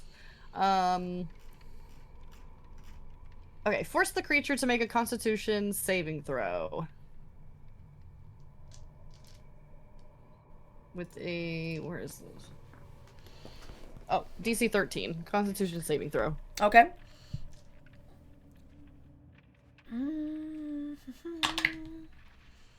Nope. That's a natural 19 plus more. Whoa. Where's my 8? Okay, there's a 19. Yep. That is successful. Okay, so it's just half damage. Yep. Like whatever that other one was. Yep. Or was that the same one that I did? Was it the same thing that I It did was last so time? long ago. But it was half damage. Okay. So it's half damage of a D8 plus my wisdom modifier. Okay. Cool. Wisdom is plus 3, so 5. And 5 that, damage. that's already halved? Yeah, that's Okay. Oh, Like it was wait, 10 no, damage? So then it would be So then it would be 3. We'll round up. 2, 3. Okay. 3. Oh no, it says specifically round down, so it would be 2 Okay. to Cool. have that. So she takes 2 points of damage. Boo. Anything else? It's fine. It's fine. Everything's fine. Everything's fine. Yes, that was my action. So let me go to bonus action. I was gonna. Oh, wait, no, maybe not bonus. Let me do. Do I have 1 action or 2 actions? 1 action, unless you're One action. hasted or unless you are like action surging as a fighter. Like there's scenarios, but generally 1. Okay. Okay, I'm gonna do. Okay, cantrip. I'm gonna use poison spray. Is poison spray an action? I have it. It says cantrip. But cantrips are still either actions or bonus actions. Like what was Divine Spark? Oh, that was action. So I you have a you bonus only have a action that bonus I can use action. for- So can I use cantrip for bonus action? It depends what the cantrip says. Some are, some aren't. The only bonus action cantrip, you do not have any bonus action cantrips. They are all Okay, cool. actions or like 1 minute casting. Oh, I see. I see. I'm so sorry. I don't know how to read this. All good. Okay, then never mind. Echo, you'll be on deck, by the way. Well, I used my action. I don't have bonus action. No, you just might not have any you can use right now because you did that for the action. So, Okay. Okay. Then do you want to move or stay where you are? I'm just gonna stay. I'm still Okay. here. Echo. Actually, no. I'm gonna move like slightly, just like. No, never mind. I'm not moving. Never mind. All right, It's fine. It's not my turn. Echo, you are up, and Whimsy Whisk, you're on deck.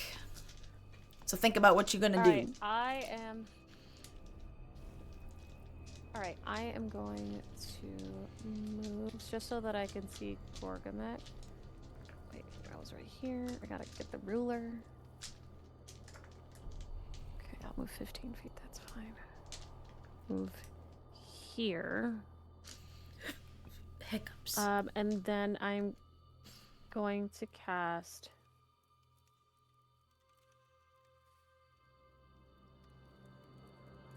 I'm gonna cast Ward Away at 2nd level. Oh, that sounds fun. You hurl a disorienting magical force toward one creature within range, 60 feet, so I'm definitely within range. That target must make a Constitution saving throw. Constructs and undead automatically succeed on this save. You said that she was Fey? Yes. Okay. So yes, she has to make a Constitution 13 saving throw. Okay. On a fail, she takes 2d4 on, or if she fails, She do 4d4. failed. If she succeeds, I do. She rolled a natural 4.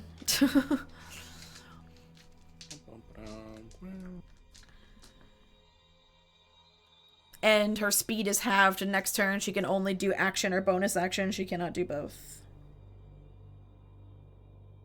That was 6 points of force damage to her. How much, sorry? 4. Wait, And then only add 4 a- points total? No, it was more than that. Yeah, because it's 4d4. And you only rolled 4? You rolled 4 ones? No, I rolled a 1, a 1, a 2. Oh no, 6. Sorry, 1, 1, 2, 2. Aw, so that sucks. But yeah, 6 damage, okay. I know. Yeah. Sorry, I could do math. I swear I could do math. And then for my bonus action, I am going to give Bardic Inspiration to Gorgamek. So, Gorgamek, you gain a 1d6.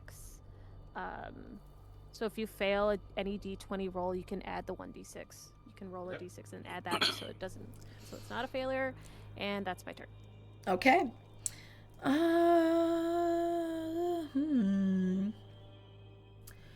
Okay. So she can only take an action or a bonus action. Her speed is halved. 5, 10. So she can only move 3.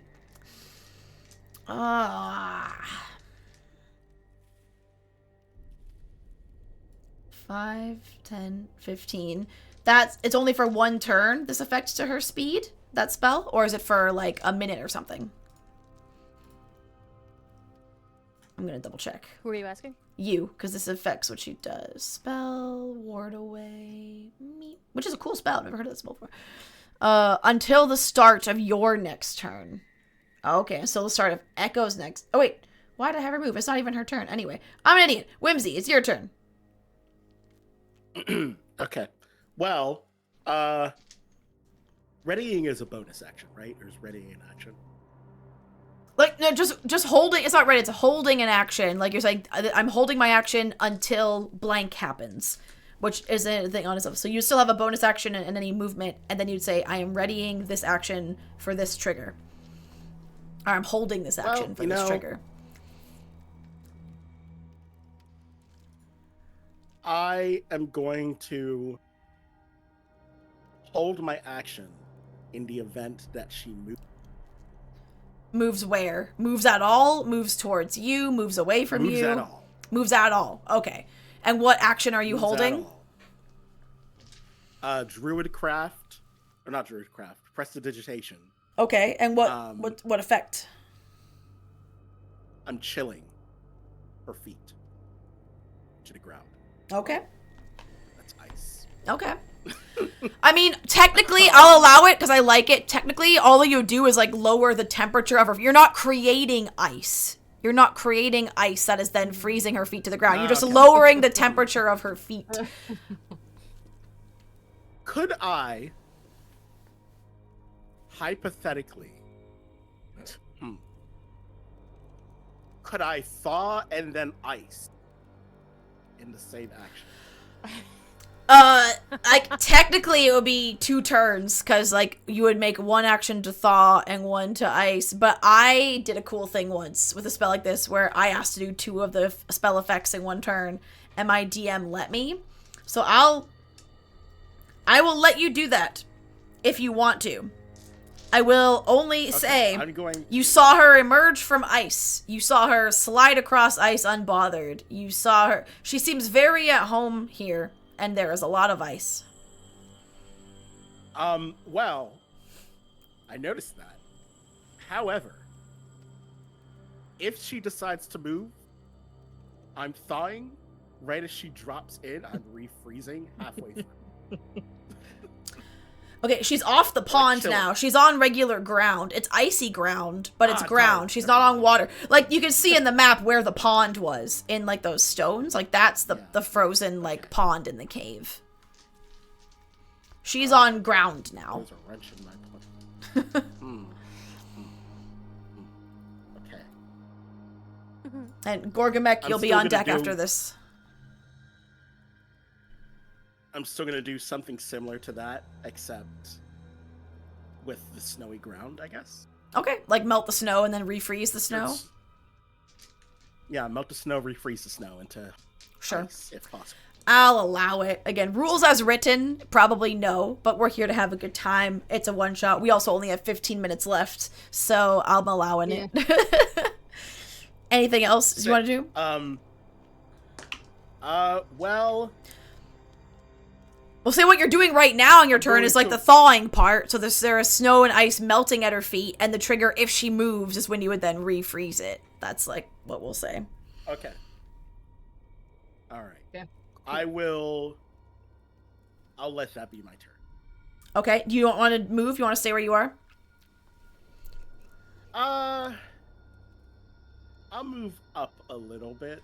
Okay. Kind of where these rocks are. Yep. On the opposite side, a little bit behind Echo.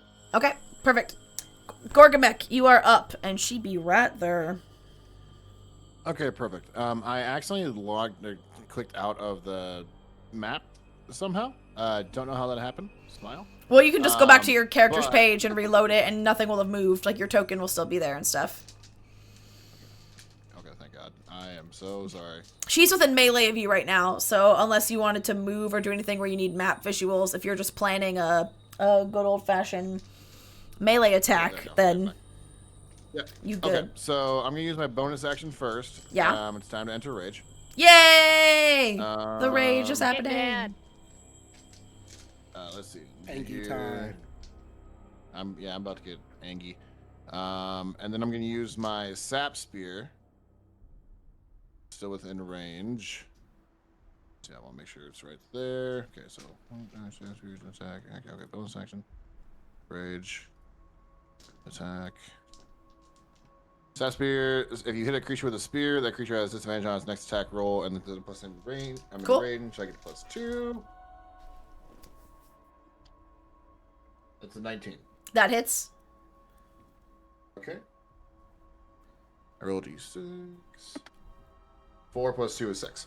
6. What type of damage is like slashing, bludgeoning? No, you know what? I didn't. Doesn't actually matter. And you said it was how much damage? 6.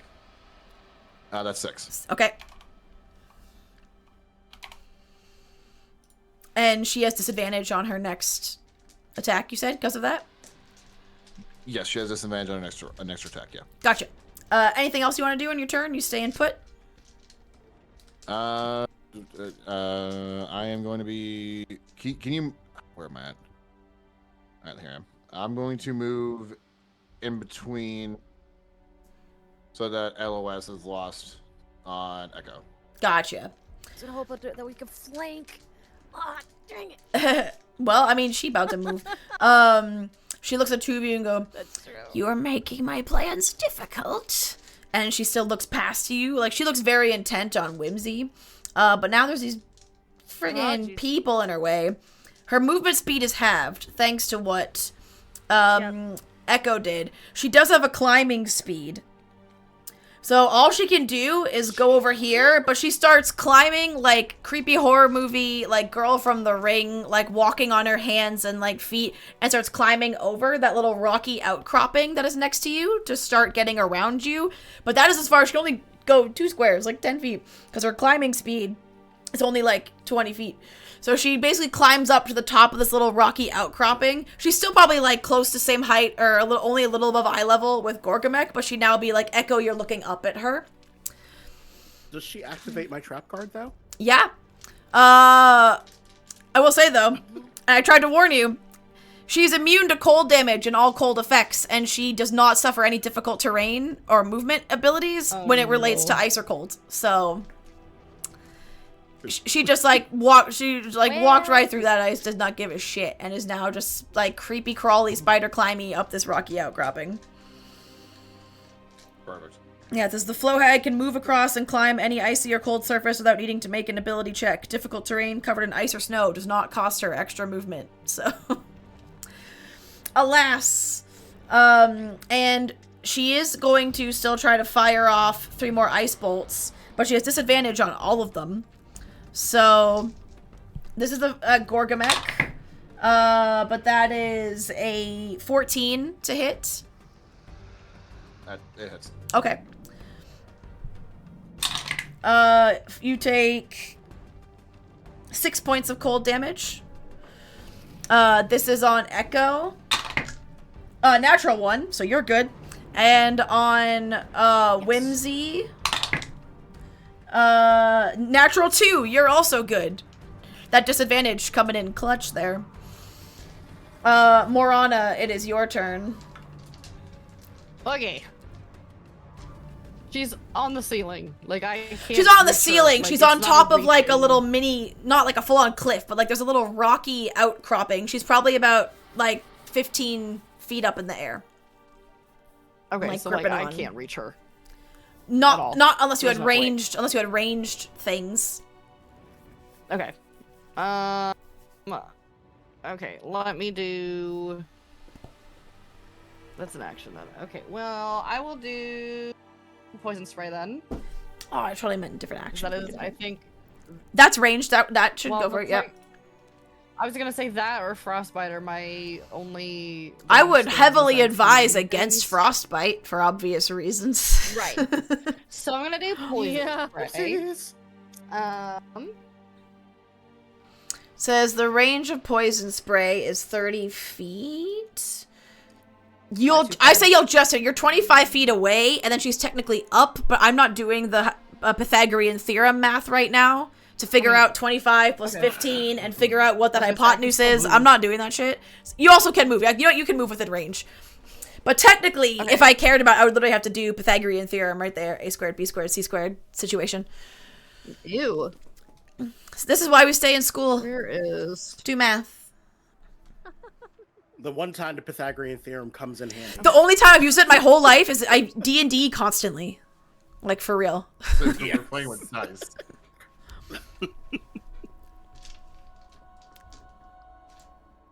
Okay, so what do I roll for range? It's still your spell attack roll because it's a spell. So let me pull up your thing. Like poison spray, you can click on the thing next to. Oh, but you're rolling physical I have dice. a D12 for the damage. But it's I plus just 3, so it's a rolled- D20 plus 3 because your spell casting modifier okay. is what I thought. plus 3. Oh wait, it's a spell attack roll, so it's plus 5. Oh, so that's a dirty 20 Hell yeah! Nice. for... Oh, that hits? Absolutely, absolutely, yeah. Yeah. Okay, and then on hit is 1 D12 of damage of poison damage, and that is a 9. 9 poison points of damage. poison damage. Very nice. Cool. Toy. Anything else? Or are you good?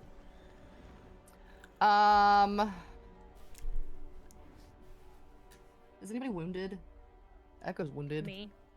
And 'cause I think I have- Gorgamek also is a little bit wounded. Okay, I'm going to... Well, actually, is he that wounded? What does that say? 26? 26 out of 32. 14 on this 21. Okay, I'm gonna use bonus action. I'm gonna healing word on Echo.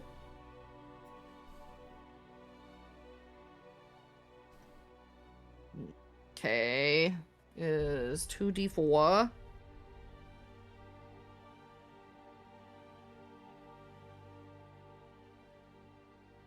Six plus my spellcasting modifier, which is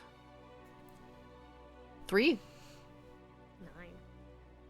So, what did I say? 6? Yes, 9. Yeah, 9 healing points. to Yeah, yeah, Echo. yeah. Thank you. Beautiful. And that's my turn. All right, Echo, you are next. Okay. For my action, I'm gonna cast Mirror Image. So 3 duplicates of myself appear. And each time a creature hits me, I have to roll to see if it hits either myself or the image. So that won't happen until, she goes. And then because Mirror Image is a illusion spell, Yeah.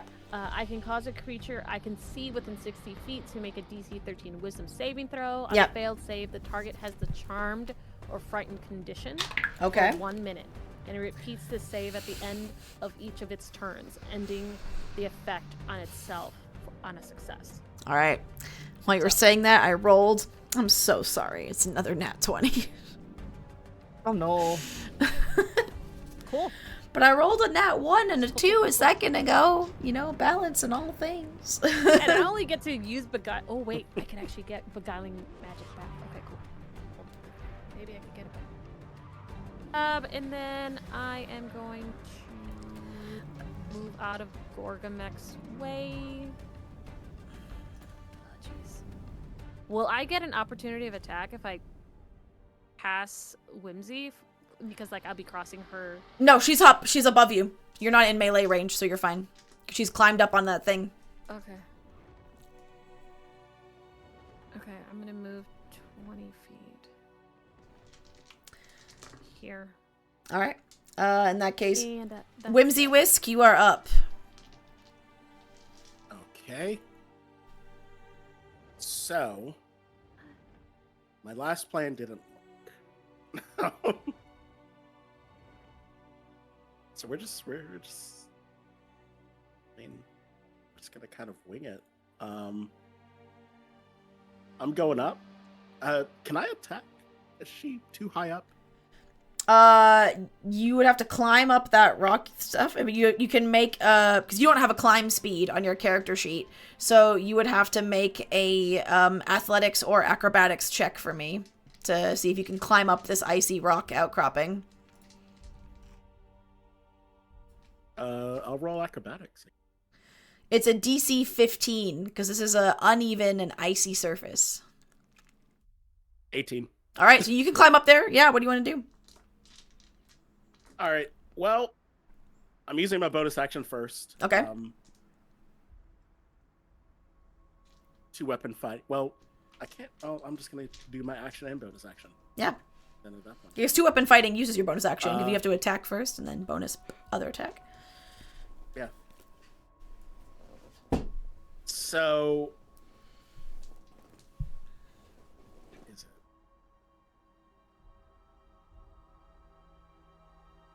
Am I cool to have 2 daggers? Since Yep. I have daggers of Yeah, yeah. inventory?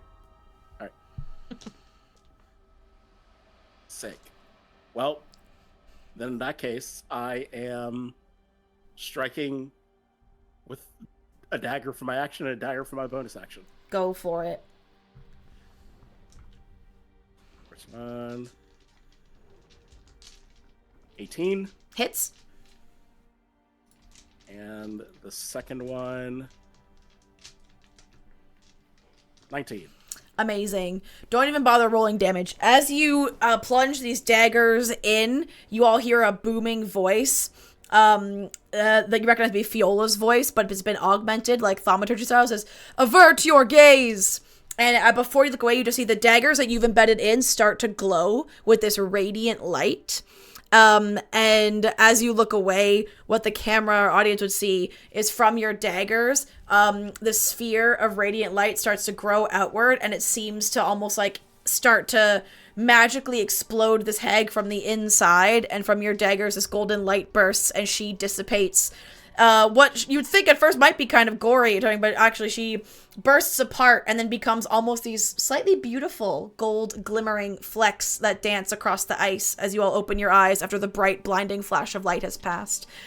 And Fiola comes in and used your daggers as the center point for her holy burst ability as a planetar that she is. And says, "Oh my gosh, thank goodness you guys found her. Turns out that creature was the thing making Grandmother Gunhilder sick this whole time."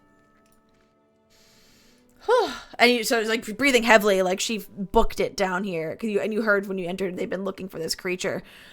Oh, and then I see the sun is coming up. You made it back in time. Did the deliveries go okay? Oh, that was intense. You get the sense they were... Well, I'm counting that as my kill. You get the sense they were fighting this creature, like, for a good chunk of time, in the maybe last, like, 30 minutes or so, while you're coming back up here. Yes, of course. I mean, I did use your daggers, so yes, your kill. We're not a violent race anyways. But thank you so much. Guys at the bar this. Thank you so much for your help. Honestly, so it turns out that thing feeds on the life force of others, but since we are immortal, she couldn't kill Grandmother Gunhilder, but she was just making her sick by just constantly treating her as this never-ending source of energy. Oh, disgusting. What a vile creature. She even, like, shudders a little bit, like, when you think of just, like, oh, like, shake it off. And as the sun starts to peek through the entrance of the cave behind you, the remaining gold flecks of what was once a flow hag, combined with the reflection of this ice, for a minute, there's the most dazzling gem-like, beautiful display in this whole cave. Might be one of the most beautiful things you've ever seen in the history of your being on this plane. Just says, well, you're welcome to stay for Hope Miss celebrations today. We tend to have a feast, imbibe in some good wine, perhaps a little too much, but it's one night a year. And she like waves her hand and a portal opens up behind her. So I'm happy to send you back to your homes right now. But first, the other planetars and celestials fly in behind her, and each of you have a bag that looks like the bag of holding in style, but it's a bag with your rewards for helping them. So she gives each of you 25 platinum pieces, an elixir of health, and a spell scroll, which would conjure Guardian of Faith, for helping save Hope Miss for the town of Ostenwald. And you can choose to stay for a day and party with the Celestials, or you can choose to go home and spend Hope Miss if you have someone you wanted to spend it with. But either way, you have saved Hope Miss, you've been heftily rewarded, and I'll even let Whimsy make one final sleight of hand for me. One final sleight of hand check. Yes. I'm going to tell you right now, high DC 17. 22. No. While you're partying, you managed to swap, because she made them look similar. You put your rewards into the bag of holding that you wanted to keep, and swap it so that one of what she thinks is the bag of holding you're returning is actually the empty normal gift bag from your gifts. So you do swipe the bag of holding from the Celestials successfully with a roll of 22. We'll allow it. So yeah, we gotta wrap it up here because it is 8 o'clock. Sorry for the little abrupt ending, but I know some of us have an event we are highly anticipating watching that is just about to get underway. Thank you so much to all our players. Normally, again, I'd let you guys do a bit of an outro, but we had Coda FM, Kaylina, Moshpat, and Zobi joining us today. If you want to find their Twitch channels, their names are spelled as they are in the overlay. Please go give them some love. All of us are part of Team SideQuest. We're raising money for Project Hope all of December, and as a team, we're very close to hitting $1 million $1,000 raised, and we're going to see if not only can we help Project Hope and smash our goals for an incredible charity, but also hit this amazing milestone as a team. So please be checking out our side questies all month long. We have a raid train coming up next weekend. We'll all be raiding each other, supporting each other, seeing if we can get closer to that 1 million. And thank you so much for being here. And I'm going to put this up on YouTube too. If you missed part of it, want to rewatch it, want to share it with your friends, and the link will be in the video description that you can still donate to this campaign if it's still in December 2025 that you are watching this. Thanks everybody for being here. Thank you for my players for devoting the time. I hope you had a lot of fun and hope we get to play again soon. So see y'all next time. Bye everyone. Thanks for joining us. Bye.